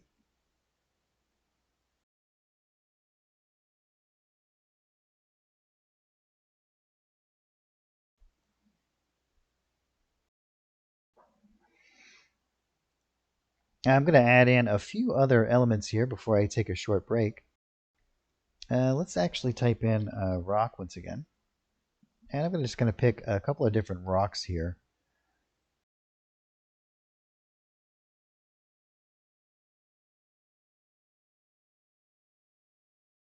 I think there might be too many for me to just sift through in this way. So let's go into our goblin pack, and then I'll type in rock and grab some of these rocks here.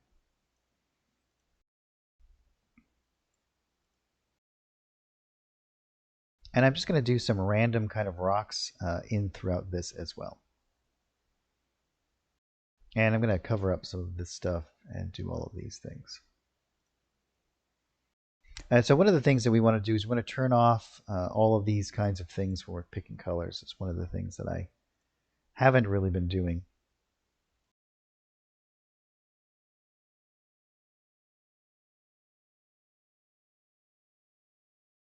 So in this particular element, now when I select my colors, I should have a much better matching.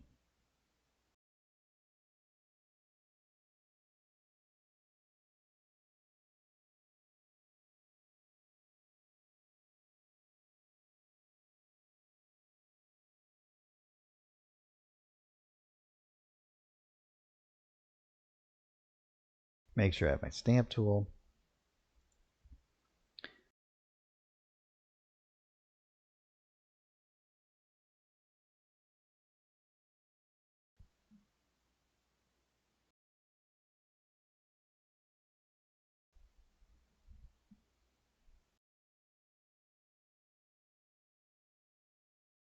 And again, we can change these 0.4 or maybe like 0.7, and it's going to change the whole look and feel of these.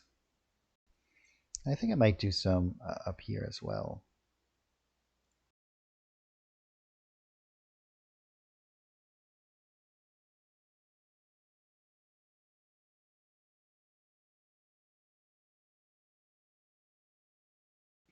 And we can drop down our opacity if we want.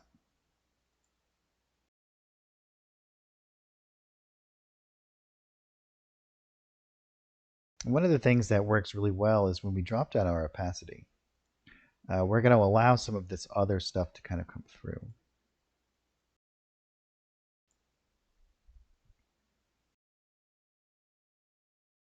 And what this really is, what I'm trying to do is create a feeling of one kind of safe side and one more dangerous side, right? Like, so we have this one side that's got built up with like an embankment, and then the other side we don't.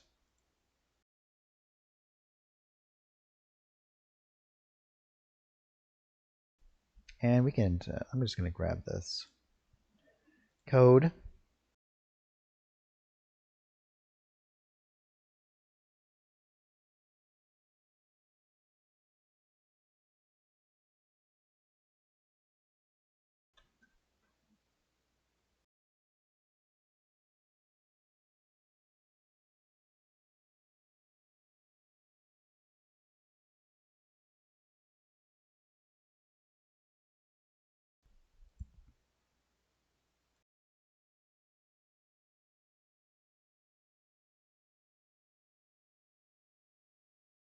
And maybe we'll grab some rounded ones.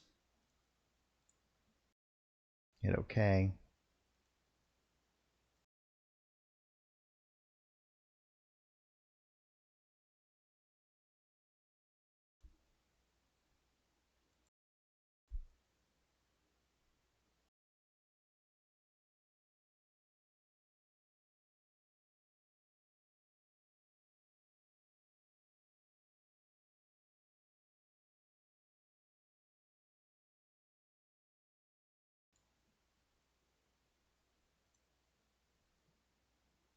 Excellent. Now let's just move back, and I'm just going to grab that shadow once again and move all the way up into this area. We can turn all of these effects back on now.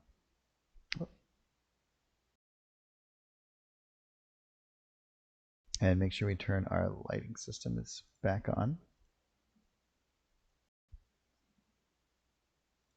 And I'm actually going to grab this shadow brush, I think, once again.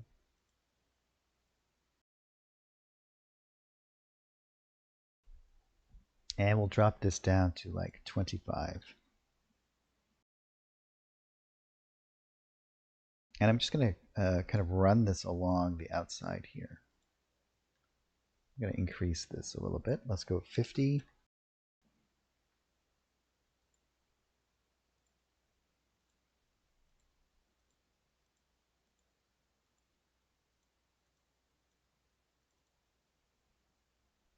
And we might even want to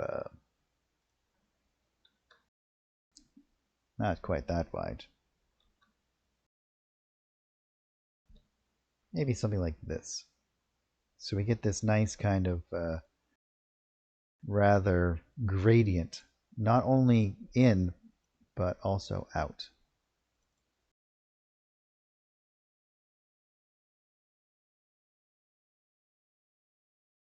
And we can increase the opacity of this. Maybe we'll go up to like 75.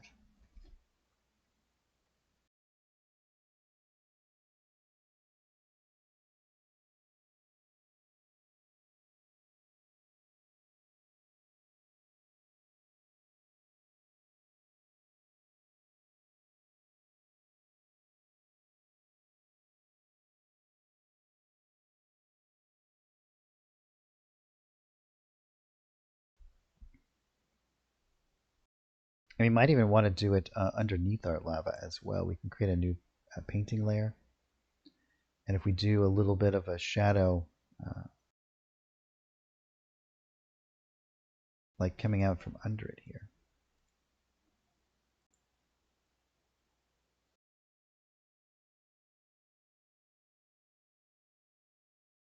We just get this very subtle little gradient that kind of comes out from underneath.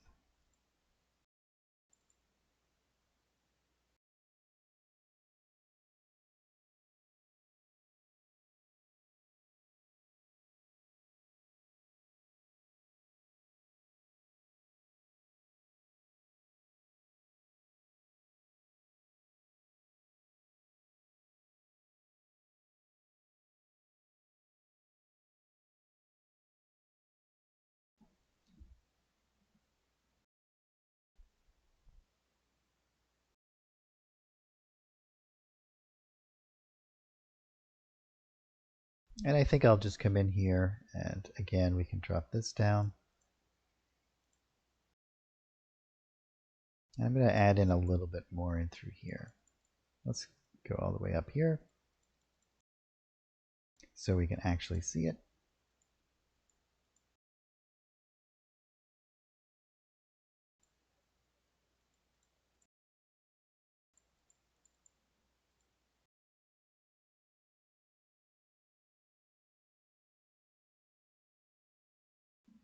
Yeah, we've got some nice, interesting kind of environmental effects here going on. Maybe we'll add in a little bit more. Maybe some up in the corner here.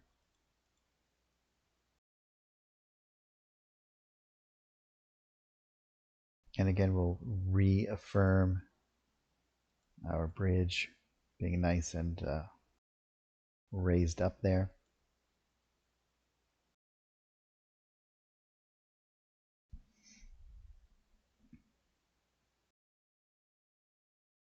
And I think what I'm actually going to do is maybe darken up a lot of this stuff. So let's add, add a new effects layer. And I think I'm going to drop it in right underneath my shadows. And again, I'm going to do an adjust colors. And I think what we'll do is maybe we'll just drop down some of this.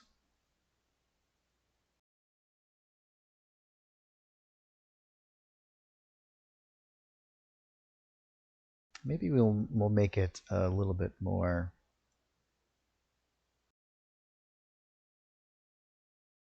something along these lines. Not so drastic.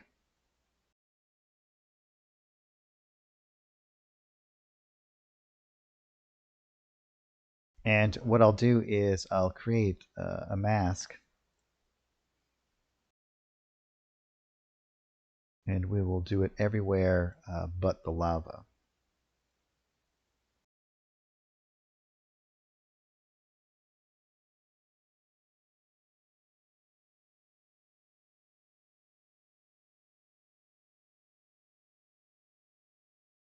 And we'll blur out our edge here.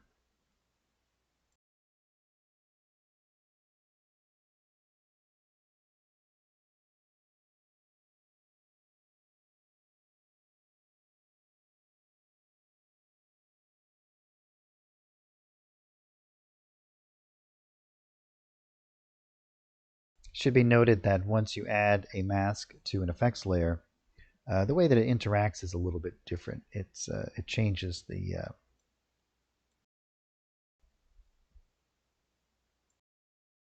parameters of it a little bit.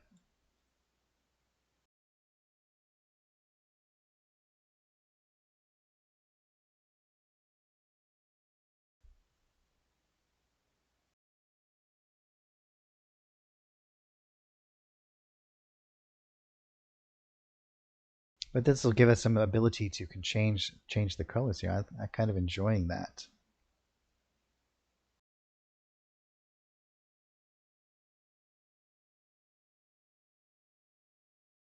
I probably should just do this and then remove.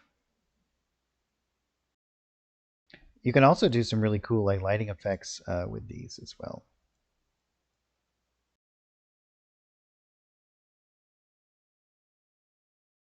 Creating shadows, we've done that a lot in the past. Can be super fun.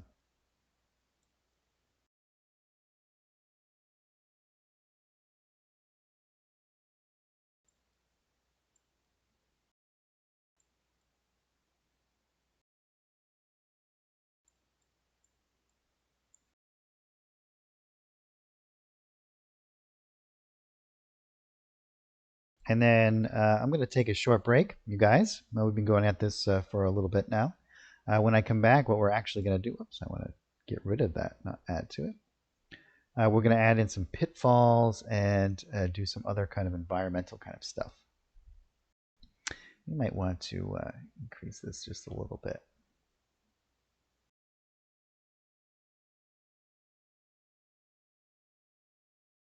Yeah, cool. That's starting to look like a underworldly kind of place. I want to add in some different elements and some items and stuff. Um, and like I said, I want to add in some kind of more pitfalls and whatnot. We'll have to come up with some cool ones. I want to add in some spikes. We'll do some different stuff. Oh, your cat's trying to catch my cursor. I'll try to move it more rapidly for him. Give him something to do. All right, guys. So if you want to just hang on for a short amount of time, I'm going to take a short break. And I'll be right back. I'm just going to grab a fresh cup of water and heat up my tea. So I'll just be a moment. And thanks everyone for hanging out with me today. I really appreciate it. And I'll be right back.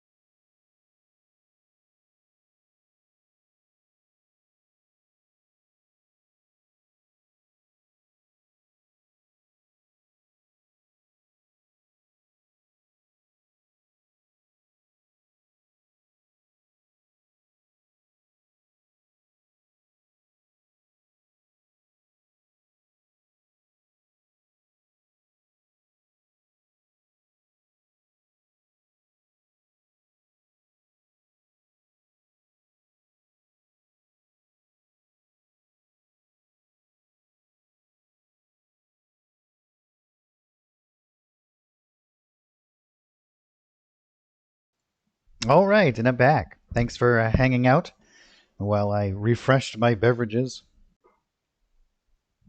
All right, so now what we're going to do is we're going to add in some more decorative elements and also think about how we're actually going to be using this in play. Thinking about it in terms of having lots of movement around, things that can change, lots of different stuff along those lines. Oh, we have a question from Play Games Patty. I've been drawing over the maps from Descent into Avernus. Yeah.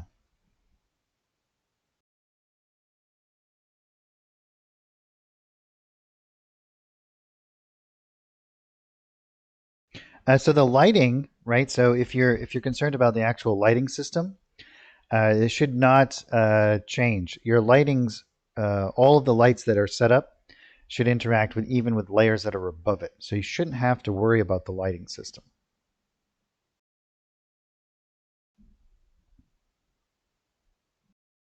New drawings that go over the light system should be included in it. So if I were to, for an example here, I'm going to turn off my ambient light source, and we're going to add in a new light. We'll just drop it right here in the middle.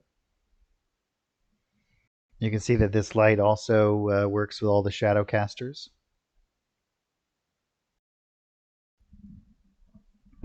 So if I were to add in, so this is up here. So if I were to add in a new painting layer, and let's say I come in, and let's not use a black item. Let's just use this patch of grass. And I paint this in. It's going to show up like this only momentarily. So if I come back and I turn this on and off, it shouldn't. It should. This should. Let's see what a player sees.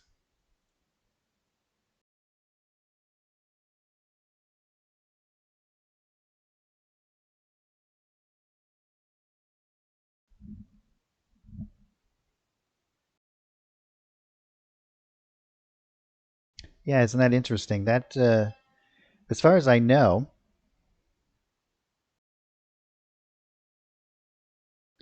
this should not be the case. But I will have to I'll have to find out for you on that. This should not be the case.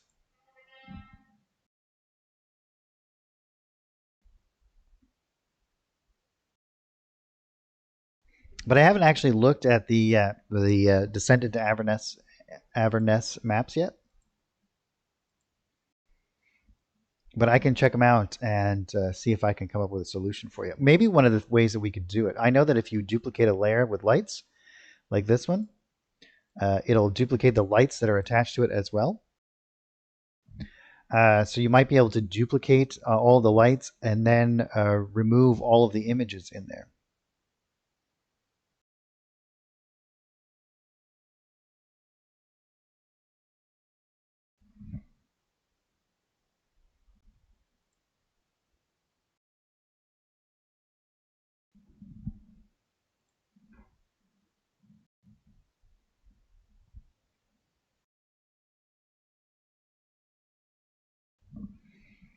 So that might be a solution for you play games. If we were to, I wonder if I have them.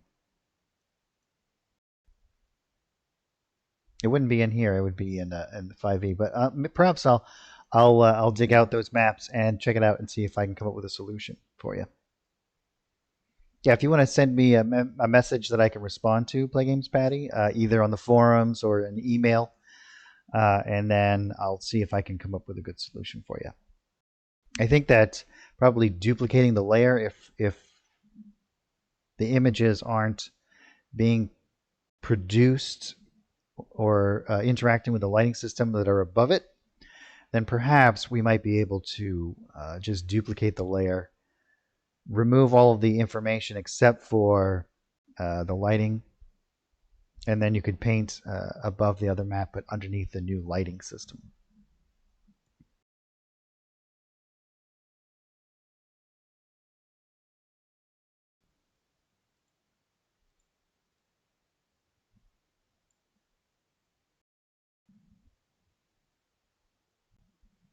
All right, let's remove our buddy Bob here. And let's pull up our assets once again. I want to do some little bits of stone and whatnot along here. Now this is mostly our shadows, and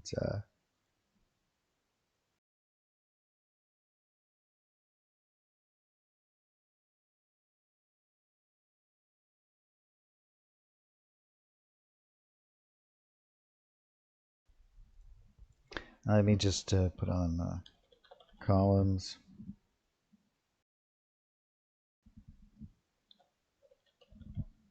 Shadows.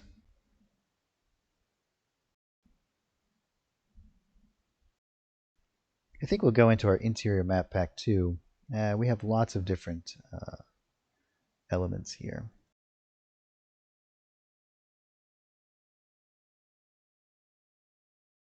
I don't think we want to be in structure. Maybe some little pieces of furniture and whatnot. Might be kind of cool. We could do some of these little pedestals.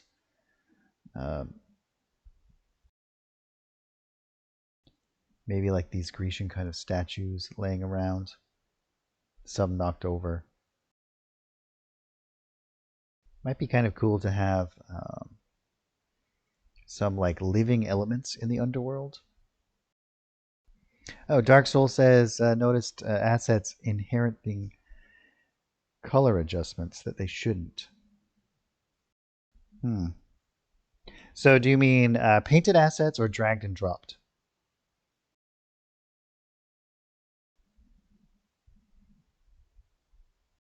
One of the side effects that is currently in the system is that when you use a mask, the masking feature does alter the interaction there a little bit. So it could have something to do with that. Painted layers.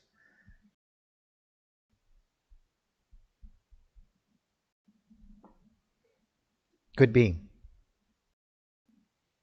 We could do some chests around. Maybe like some clay pots and whatnot. Like maybe like half buried in the ground. That would be cool. Let's create a new layer for, well, we have a decor layer. I guess we can delete that.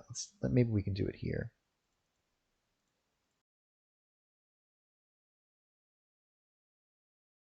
We'll move back into our painting area here. Maybe we'll grab some of these kind of things.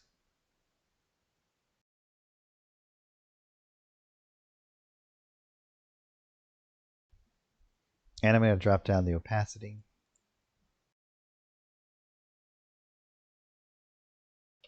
Make sure that we have our stamp tool selected.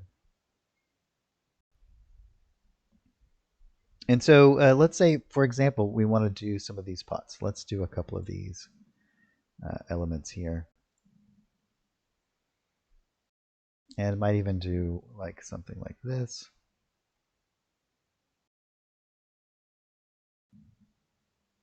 And well, let's just type in clay and see all of these different elements here.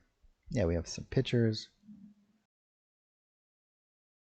So this will be a good little demonstration of how I will do this interaction.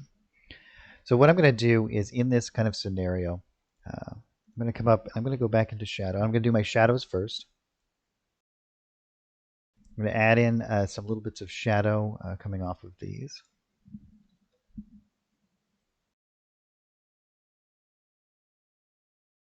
All of my correct kind of shadow information where I want this to do. And then I'm going to cover up some of it. And then I want it to be like half buried. So you can see I'm creating these nice little shadows coming off of them, as if they were sitting on top of the ground.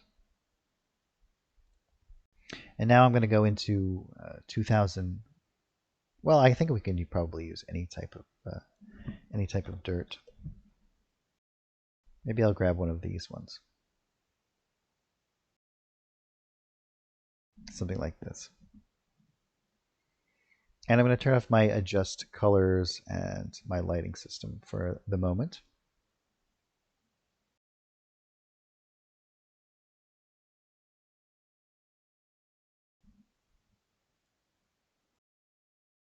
And we'll grab like this kind of color.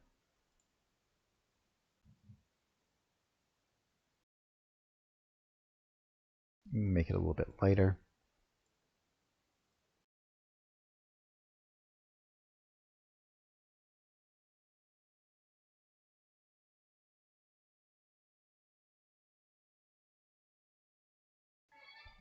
Yeah, that's pretty good. And hit OK. Well, actually, you know what we want to do? We want to drop down our opacity a bit.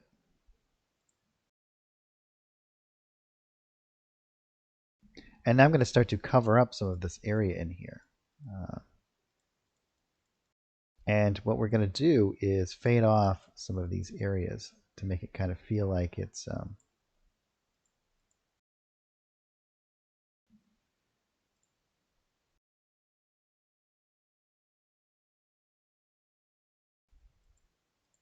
things that are kind of poking out of the ground.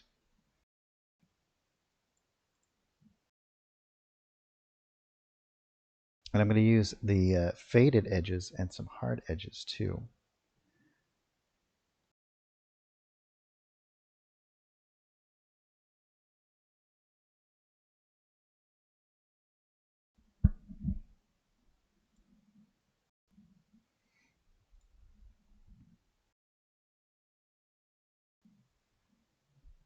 And then I'm going to come back in with my shadow and finish the job.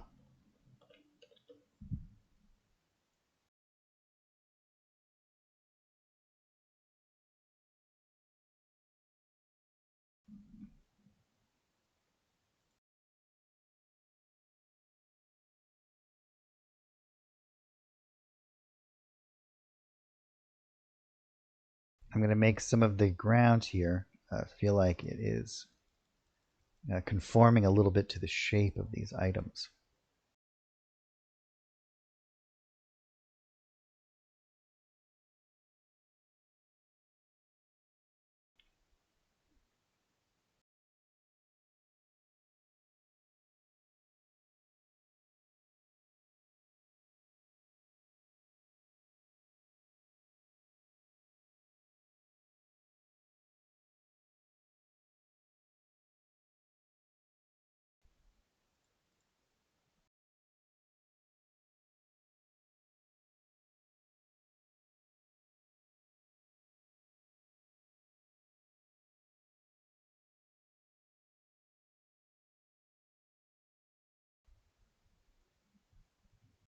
And if I really need to add in some additional kind of elements in here, I might even actually come in.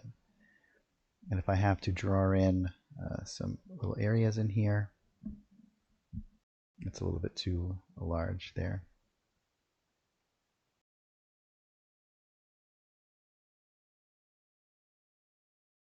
I can actually come in and do this as well.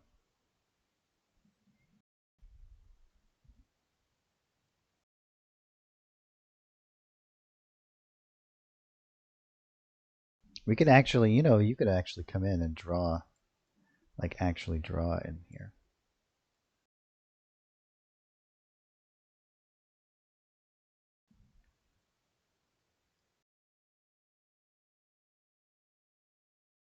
This would probably be a lot easier with my tablet rather than a mouse, but you do certainly have the flexibility to do this.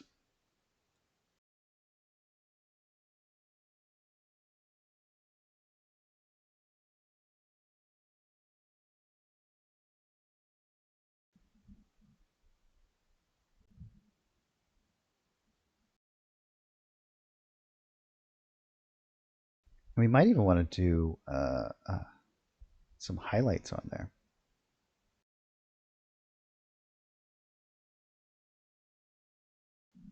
Let's type in snow. Let's grab one of these snow effects.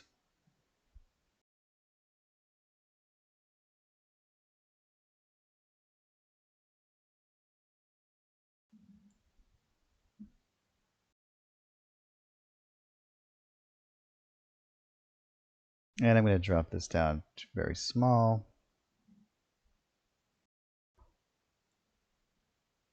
And I think I'll put in a couple of highlights.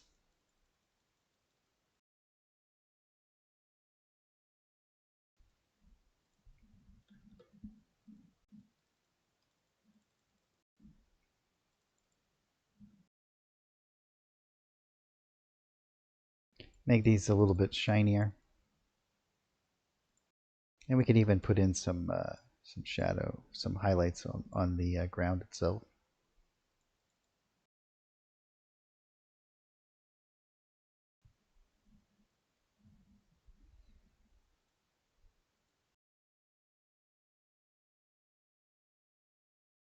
And now we can turn our lighting system back on. And you can see that's going to blend right in really nicely.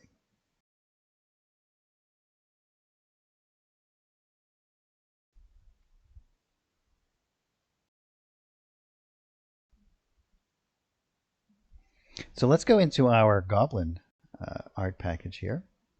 And inside of our decorations here, we have all kinds of cool spikes, lots of different elements here.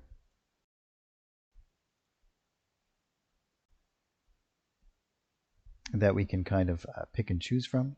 And I think that that's what we'll do. We can add in some of these kind of things along. We can do like spiked little areas. Oh, we have a question here.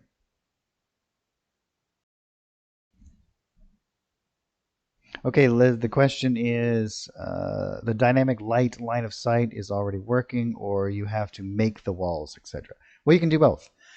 So if you get, there's lots of different ways to interact with the system, and there's tons and tons of different stuff out there that you can actually kind of integrate into it. But many of the maps, if you buy some of the modules on the store, will have all of that all set up for you. The newest Van Richter's guide, for example, that's got all of the lighting and line of sight all set up. If you make your own map, obviously you have to do it yourself, or if you import something, but we have lots of tools that make it super easy for you to do that. And I can certainly show you guys how to set up some stuff as well.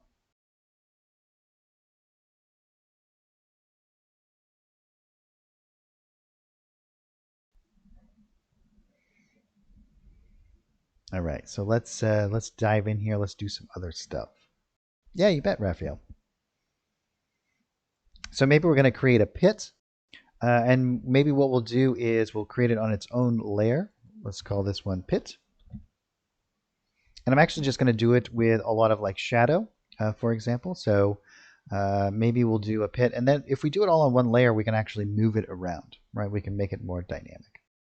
So let's make a spiky pit. And inside of our spiky pit, we're going to add in all of our spikes and whatnot. And we can paint this all in here really, really easily. I think that what we'll probably have to start off doing is going into the abyss. Grabbing some of these, maybe like a brush element. No, maybe like a decoration. I bet we could actually do it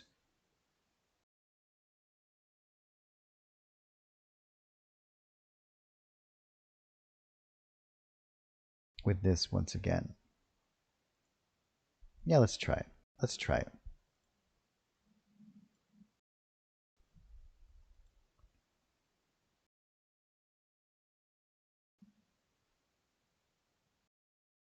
So I'm going to want that going in the opposite direction.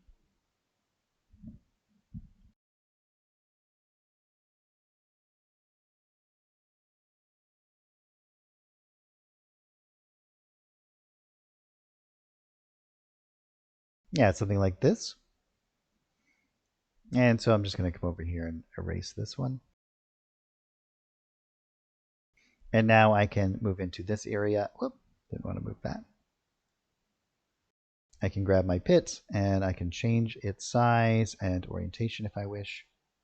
Let's make it a pretty good size one. Maybe something like this. Oh, we have another question here. What if you wanted to make that look like a dark cavern? How would you add the lighting glow to the lava river to light the cavern area? Oh yeah, that would be super fun, and we can do that just in a moment. Let me just build this little pit, and then we'll change up. We can turn off of our ambient lighting source, make this a dark area, and then we'll make the lava glow. We should probably make the lava glow anyway. And we can do it a couple of different ways depending on how you want to interact with the lighting system. So here we have a nice little pit, and we're going to do all of our like creation inside of here. So what I'm actually going to do, well, it would be best if we did a floor to our pit first. So we might want to put it all into a folder. We might want to do that. So if we go into our tiles here, I can just grab one of these. Let's drop this down underneath. And I'm just going to shrink this down to be about the same size as my pit.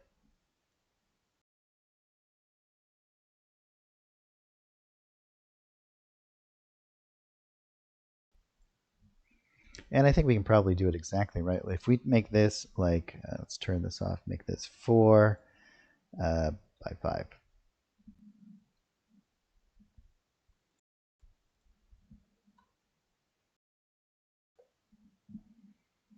Well, that's interesting.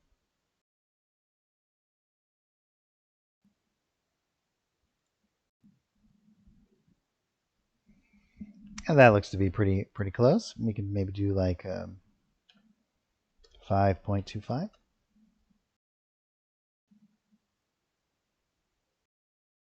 And back on our pit layer, what we'll do is we'll create a folder. We'll call this pit. And then we can rename this. Well, I guess it'll be fine. Just the way it is. We'll drop that in our folder. That way we can interact with this all as one kind of unit. And then in our painting pit layer here, what I'll actually do is put a little bit of an edge on it. So if I come in, I can probably paint it in just with this. Drop down the opacity of this a bit.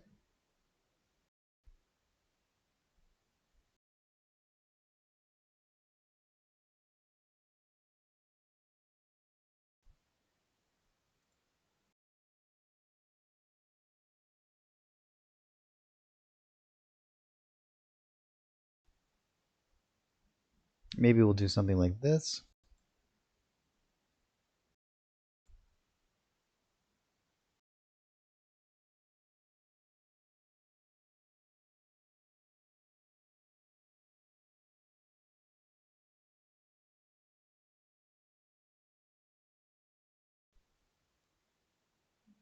You know what I think would work good here? That's not going to work. We might want to do like a little bit of stuff to kind of fade out from the edges. So maybe we can actually just use something along the lines of one of these elements again to kind of blend things out.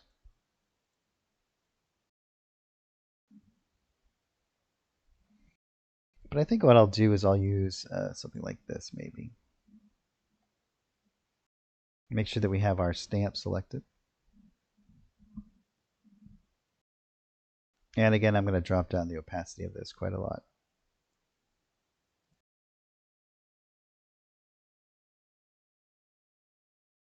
And I think I'm going to actually make a new layer and put it underneath so I can just kind of not worry too much about certain elements. Now this doesn't have to be exact. This is just something, what I want this to be is something that I can kind of turn on and off. Maybe I'll grab something else here. Or I can hide it in some particular way.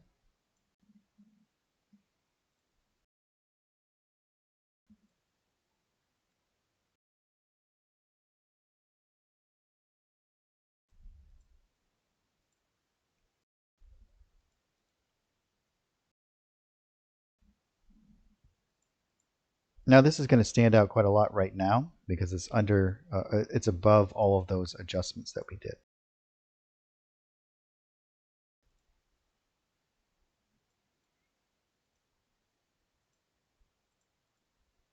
And you'll kind of see this in a moment when we drop it down in underneath.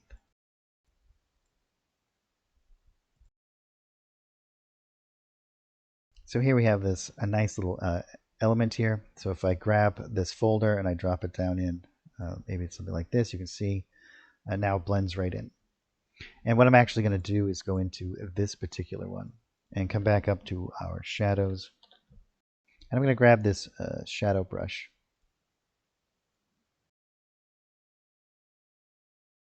And we'll drop down our opacity to something like 75. And I can do a couple of things here. I can, if I want to, draw out another rectangle. But I think that what I'm actually going to do is just kind of use my line tool and just kind of go around one particular side here.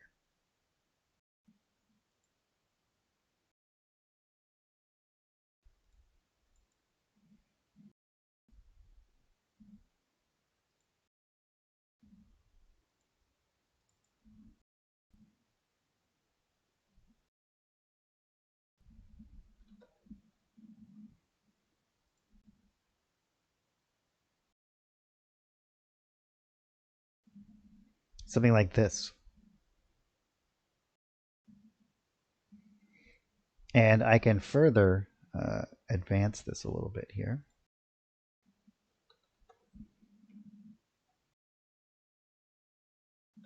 I want to make sure I have my stamp tool now.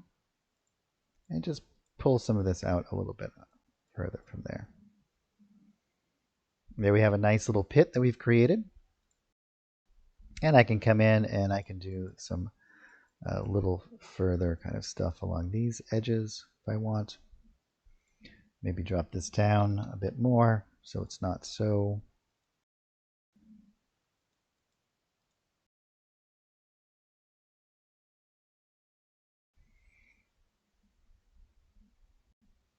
And now what I'll do is go into this painting layer. And now we can go into our Goblin art package. And we have some nice blades and spikes and stones and whatnot.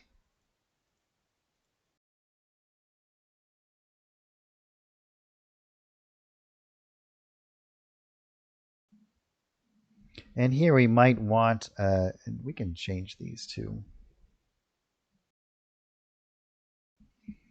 If we want to make these a little bit more.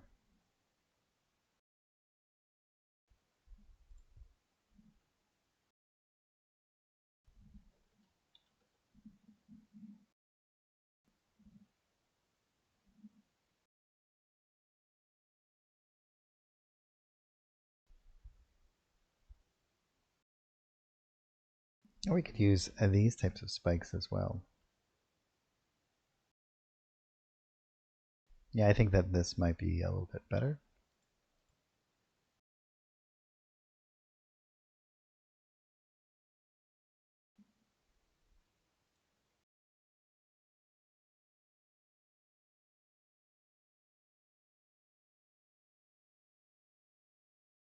And what I'm going to do is I'm just going to go around the outside, making these kind of, you're going to see that this is going to go under in some areas. But I want these to be integrated into the shadow, right? So I want them to, so this isn't really going to bother me too much.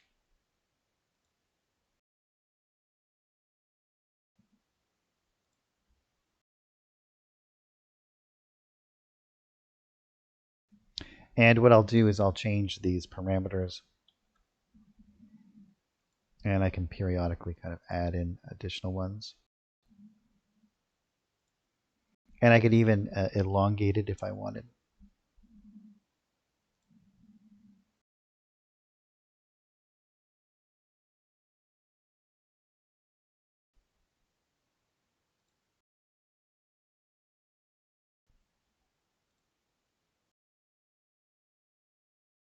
So we get a lot of variety here. And what I'll do is I'll slowly begin to shorten these as they move to the inside. And that's going to give the illusion. We might even want to widen them as well. And that's going to give the illusion that these are getting closer to looking straight down on them. And we can come in and do some individual shadows off of these as well. Until finally we can start to use these straight down ones in the middle here. And again, don't be shy about changing all of these different dynamics.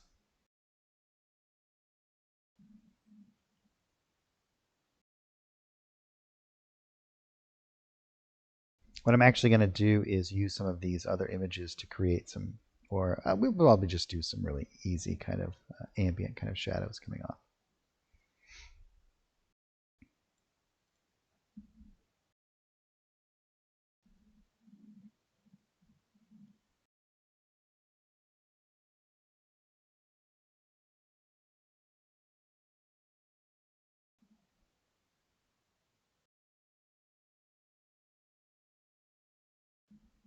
And layering these on top of each other will add a lot to it as well, making it seem a little bit more haphazard.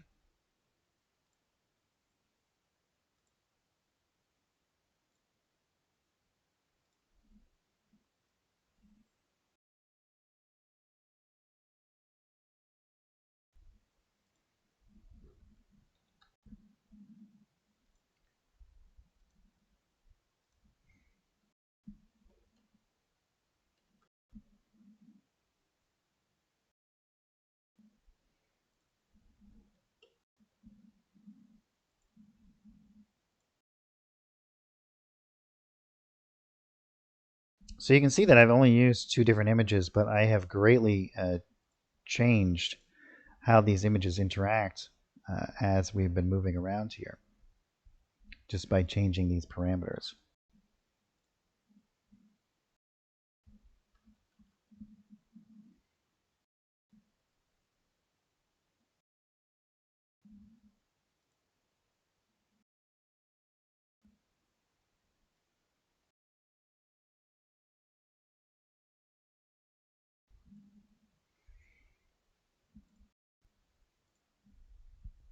And we'll add in our shadow once again. And I'm just going to grab this round shadow. And I'm going to make it oblong.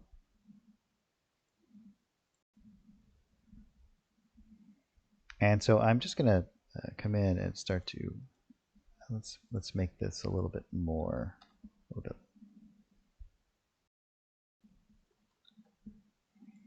And I'm just going to add in some really quick kind of shadows off of these. I don't want to get too involved in this.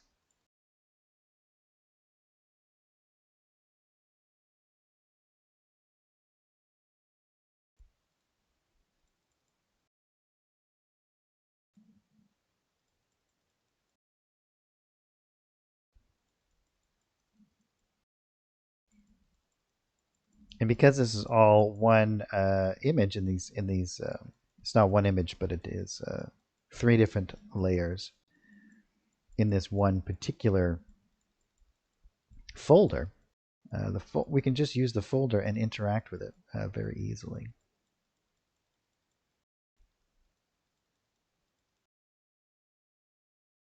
And if I wanted to create more pits, I can just duplicate this folder.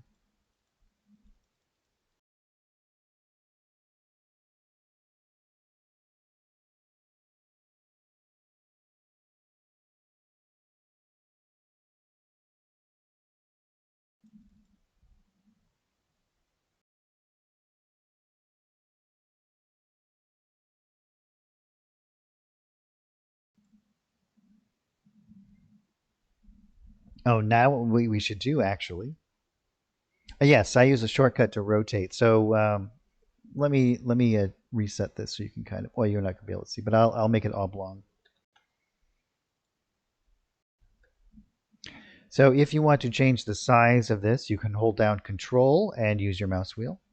If you want to change its orientation, its rotation, you can hold down Shift and use your mouse wheel. So those are some really quick, easy little adjustments that you can do on the fly that will greatly enhance your ability to do this.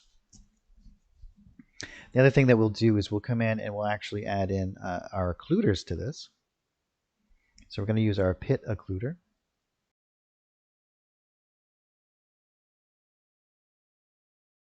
I'm going to do it pretty easy here. Nothing too major. And our pit occluder is actually going to work for us in a lot of different ways.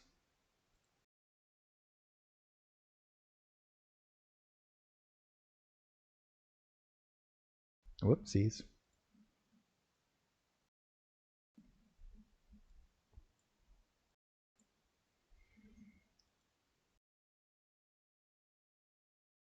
I'm just going to make a bunch more points.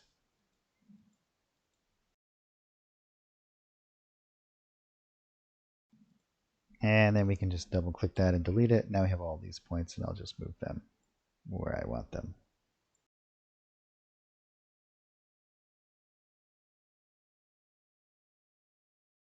As you can see, the pit, what it actually does is it casts a shadow as well.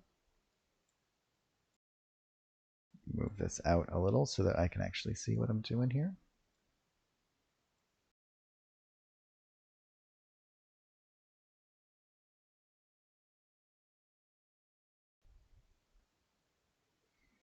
But we don't want these kinds of things, so we'll have to manipulate this a little bit here.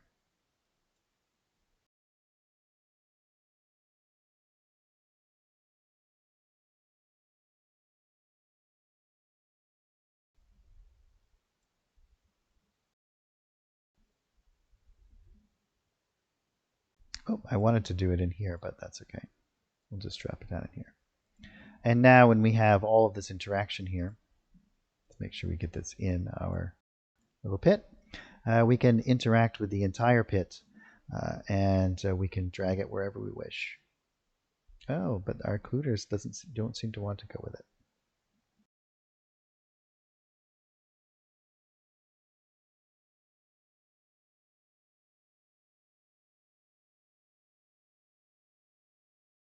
I'm going to say that that's a slight bug there.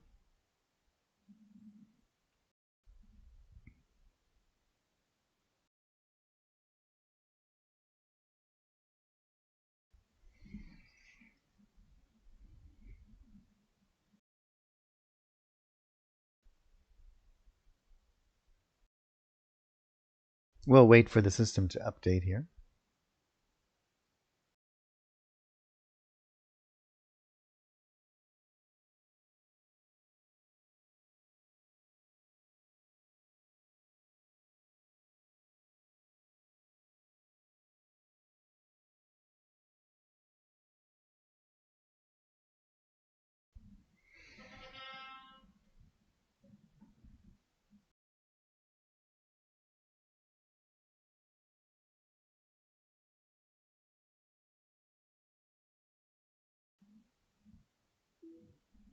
Hopefully it'll come out of it. I'm assuming that's probably didn't like me moving all of that different stuff around.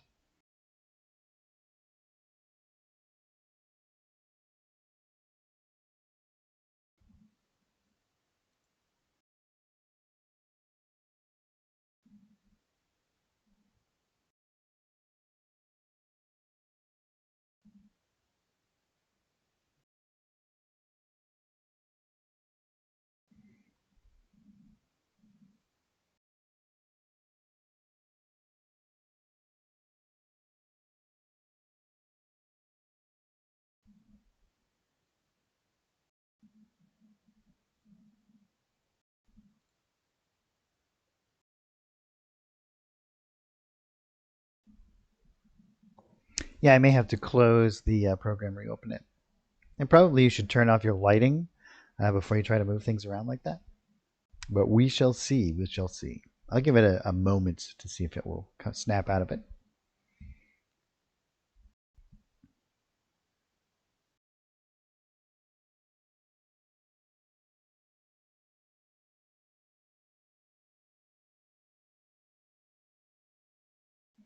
So, do you guys have any cool games going on this weekend?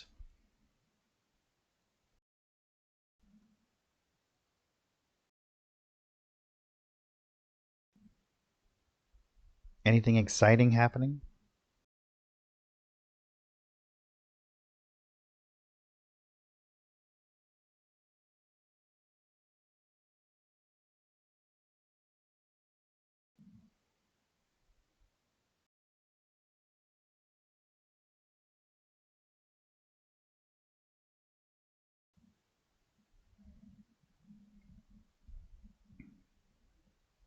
Have you guys been using a lot of the new lighting system? You guys enjoying it? I think it adds a whole new level of immersion into the game.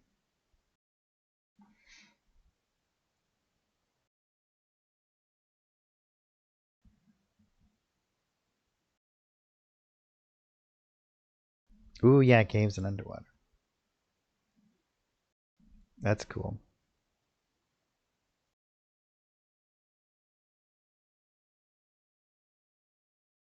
Oh, interesting. It's back to where we were. But for simplicity's sake, we'll just put this back to here.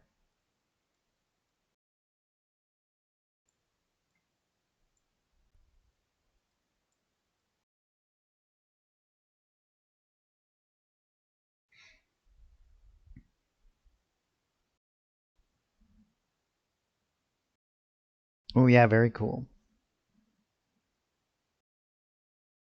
Okay, so while we have this kind of set up, I'm going to drop this down into my pit again. And this way, what I can do is, if we get, while we're playing here, anything that I want to do with my pit, for example, here's my pit.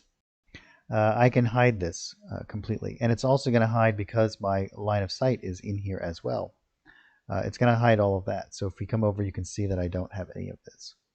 So if I want to, all of a sudden, when my players hit this area, I can just go boom, and then all of this becomes active. If I wish, I can have this outside of this as well and interact with it in a little bit different of a manner. But you can see that this adds a pretty cool kind of little element that I can now interact with in a very neat way. But as was asked before, how would you light this up like a cavern with like the lava and whatnot? So that's really super simple. Ooh, Dark Soul says they have an encounter coming up tonight with a living spell. Yeah, that's cool. Oh yeah, that's a really good idea. Using different light pulsing at different colors and distances and frequencies, creating like a chromatic kind of effect. Very cool. So now I'm going to come over. I'm just going to turn off my dynamic lighting here really quickly. Not the dynamic lighting, but the ambient lighting. And I'm going to create a nice reddish kind of light here. And I'm just going to drop it down.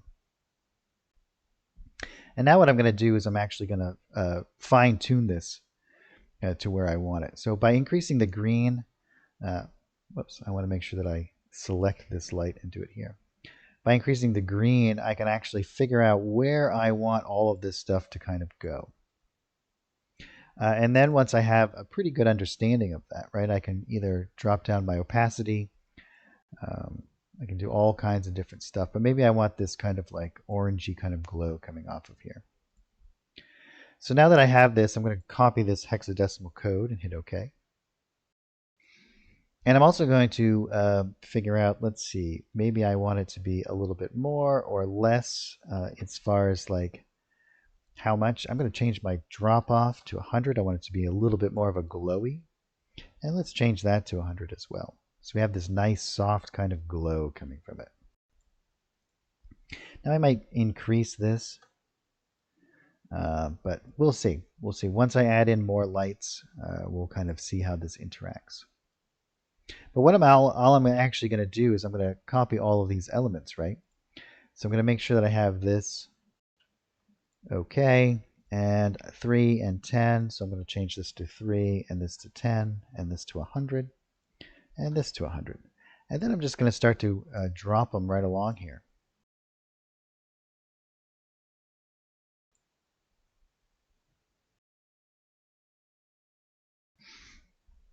Now with all of these elements, and I'm going to do a couple here and here, and now I can move them all around and kind of fine tune their interactions. And so here's a really simple little thing that you guys can do, especially when you're doing something along these lines. Because these are all exactly the same, right? I can interact with them as a group. So I can select all of these lights, and now I can change these parameters as a group. And this is going to affect each individual light. So I'm trying to make these all glow, and then I can come in and fine tune some of the smaller ones as well. So I want to maintain this to be in a pretty tight kind of proximity around everything. I might start to adjust my dim until I get it to a point where I'm just lighting up these areas. And then I can come in and do these individual ones, like this one, for example. And I might even bring down this.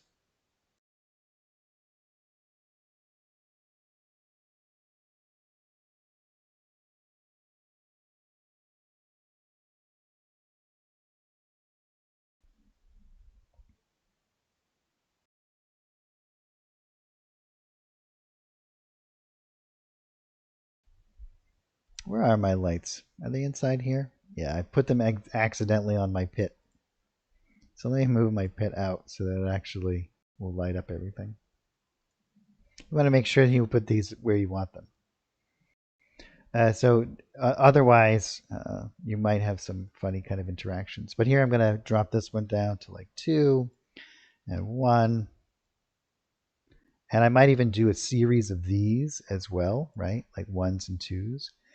So here, if I do 1 and 2, I can start to build them right along here.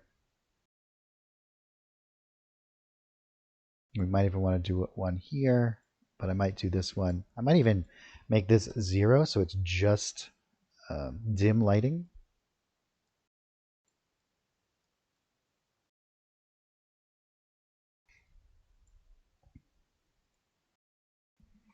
And so maybe what I'll do is hold down Shift and I'll select all of these lights and make this a 0.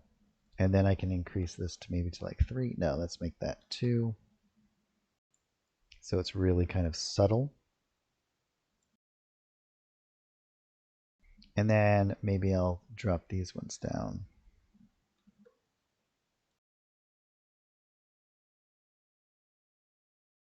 Figure out the best way that these are going to interact with each other.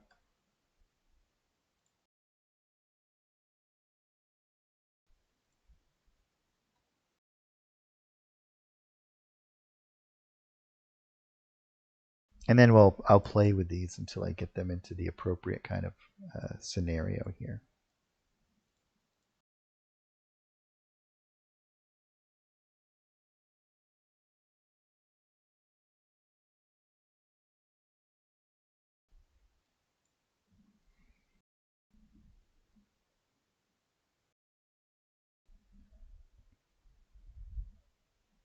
So yes, adding in all of these lights, you can see we can kind of create this nice, cool kind of glow here. And when we switch back over, so what we've actually done is just lit up this kind of area in through here.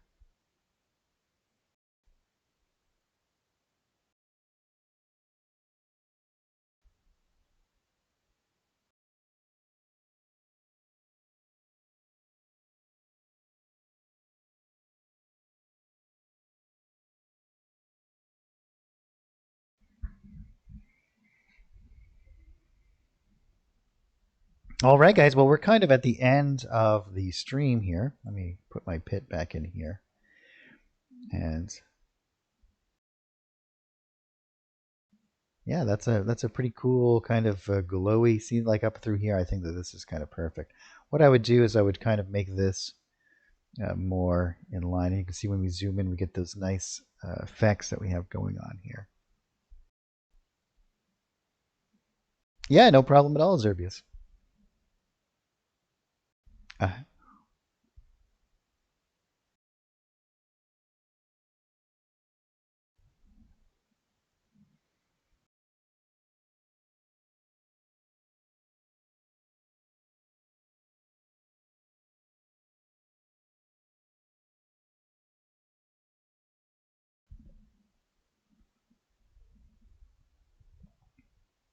and the cool thing about using the actual pit occluders is that when our players, and let's demonstrate with our poor buddy Bob over here,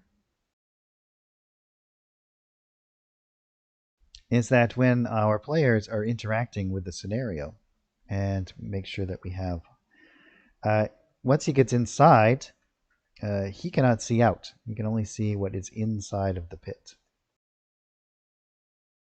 So all of this is just his memory that we're seeing here of what the world outside looks like. Any sort of encounter or anything outside of the pit is unseeable, as well as he cannot move out of the pit on his own. The DM would have to open up the pit or allow him to escape.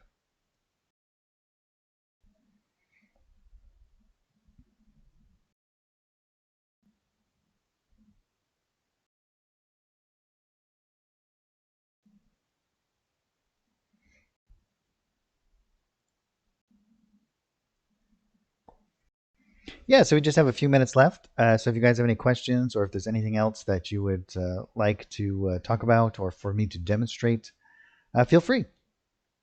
I'm here every Saturday, most every Saturday. I had some technical problems last Saturday. I had a strange bug with the streaming software where every time I started to stream, it would just crash.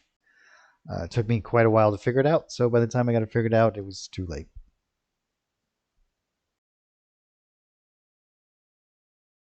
Oh yeah, sure. Yeah, I'd be happy to show off the Van Richter's Guide to Ravenloft maps. Yeah, that would be fun. I have and next week too. We'll be able to show off all of the new art packages as well.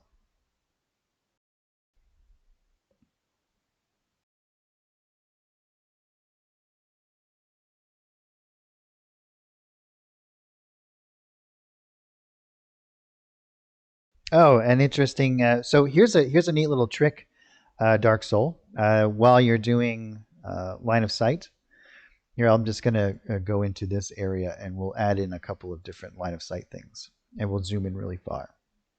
So if I just make a couple of these around, right, and I zoom in really far, and I want to do some close little connections and whatnot, but maybe I don't want it to be completely connected. So I'm going to connect here, and you can see it automatically snaps. If I hold down Control, it will not snap. So I can zoom all the way in, and I could put this right a pixel away if I wanted to, without it connecting. You just have to hold down Control. Another interesting thing is while you're doing this, if you hold down Shift, you'll only be able to go to 45 or straight lines, perpendicular lines.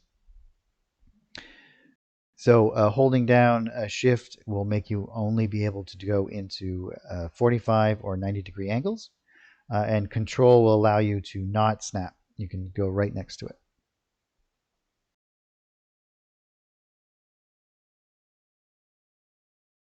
Oh yeah, there was a lot in there. And if you do have some connected like this, you can easily just drag and whatever it is, even if there's 100 stacked on top here.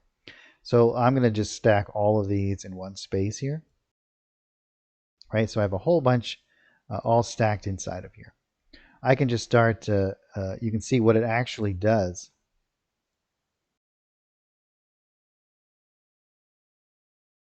is it should, if it does it correctly, it should eliminate duplicate ones. So as these begin to stack on top of each other, right? Like if I begin to do all of this stuff and stack these all in one area, it should um, delete all of the extra ones that I don't need. Till finally, that's just one point. It should.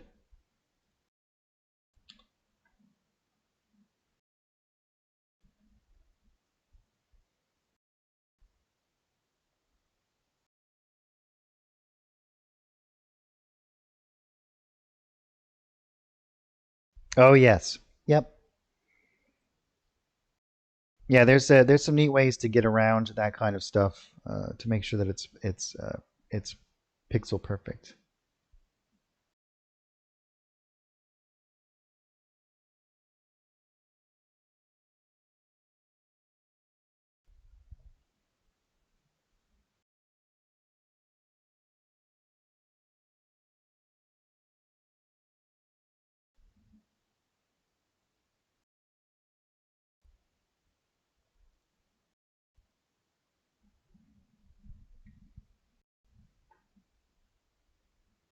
Yeah. Yep. You can certainly do that. And the other thing that is kind of very convenient is that the snapping is dependent on how far you're zoomed in and out. So if I create a box, for example, and I'm zoomed out this far, and if I want to snap to these, it's easier for me to snap if I'm in this distance than it is for me to be in this distance, because the snapping distance is increased by how far out you're zoomed. As you can see, that snapped in right perfectly. So the closer you zoom in, the more control, the less of a radius. I guess it's the same radius, but as you can see, the occluder increases in size the further that I zoom out, making it easier for me to snap. It's less of a distance.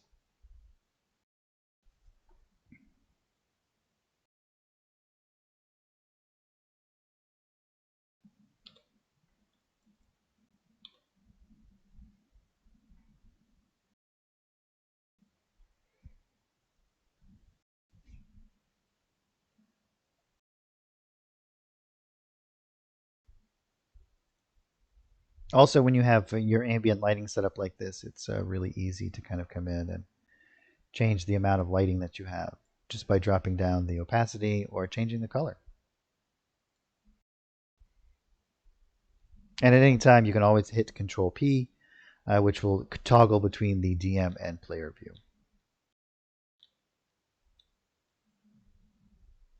I usually have the player view enabled just so that I can have a really good understanding of what I'm creating from the player's perspective.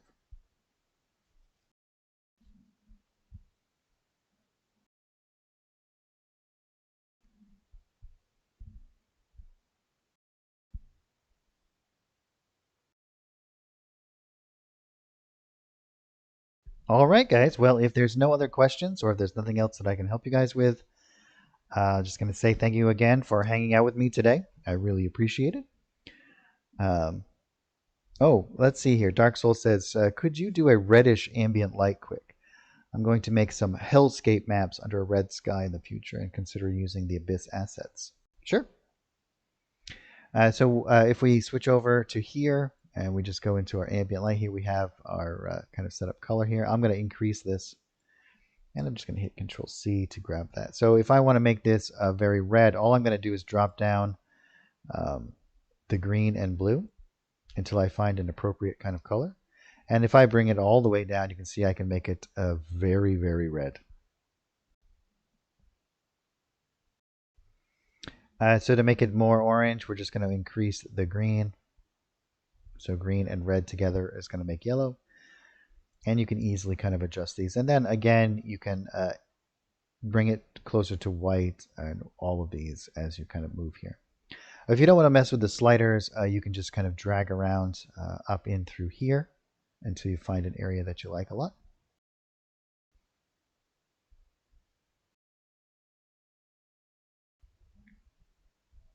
And all of these systems are interactive, right? So if we wanted to create another effects layer on top of this, and maybe we want to do grayscale, this is going to grayscale out all of that color, and so I can kind of bring this into whatever I wish as well.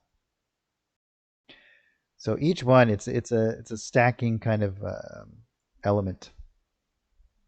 So I can even come back in here and make this all the way red, and then come into my grayscale area here. And as you can see, I could have some control over that as well.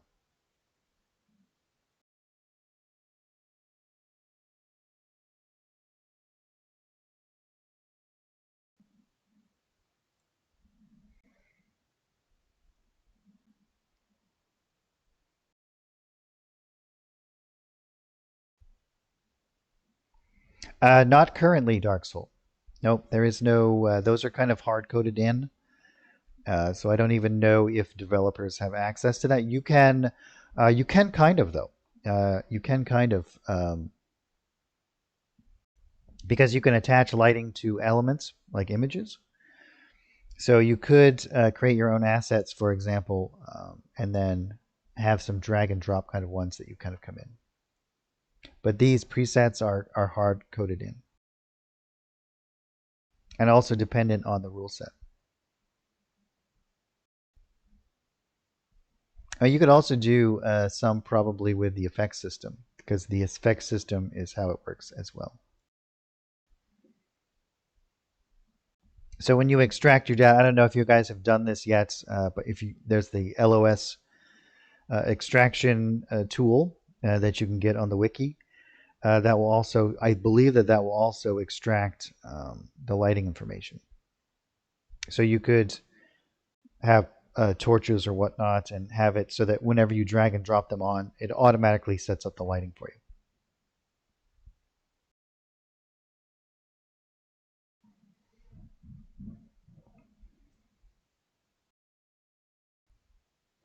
All right, guys. Well, I'm going to call it here. Thanks again for hanging out with me. I'm going to put into the chats my email address, my work one. If you guys run into any problems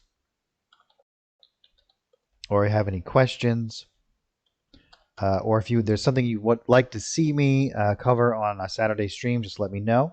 If there is an art package that you are thinking about picking up and you're not exactly sure what's in it, I can demonstrate it for you. Just got to give me a little bit of heads up so I can get it all planned out for you. If there's a particular thing that you'd like to see me cover on the stream, just let me know and I will do my best to do so. Anything else that I can help you guys with, just reach out and we're always available. So thanks again, and we will see you guys next time.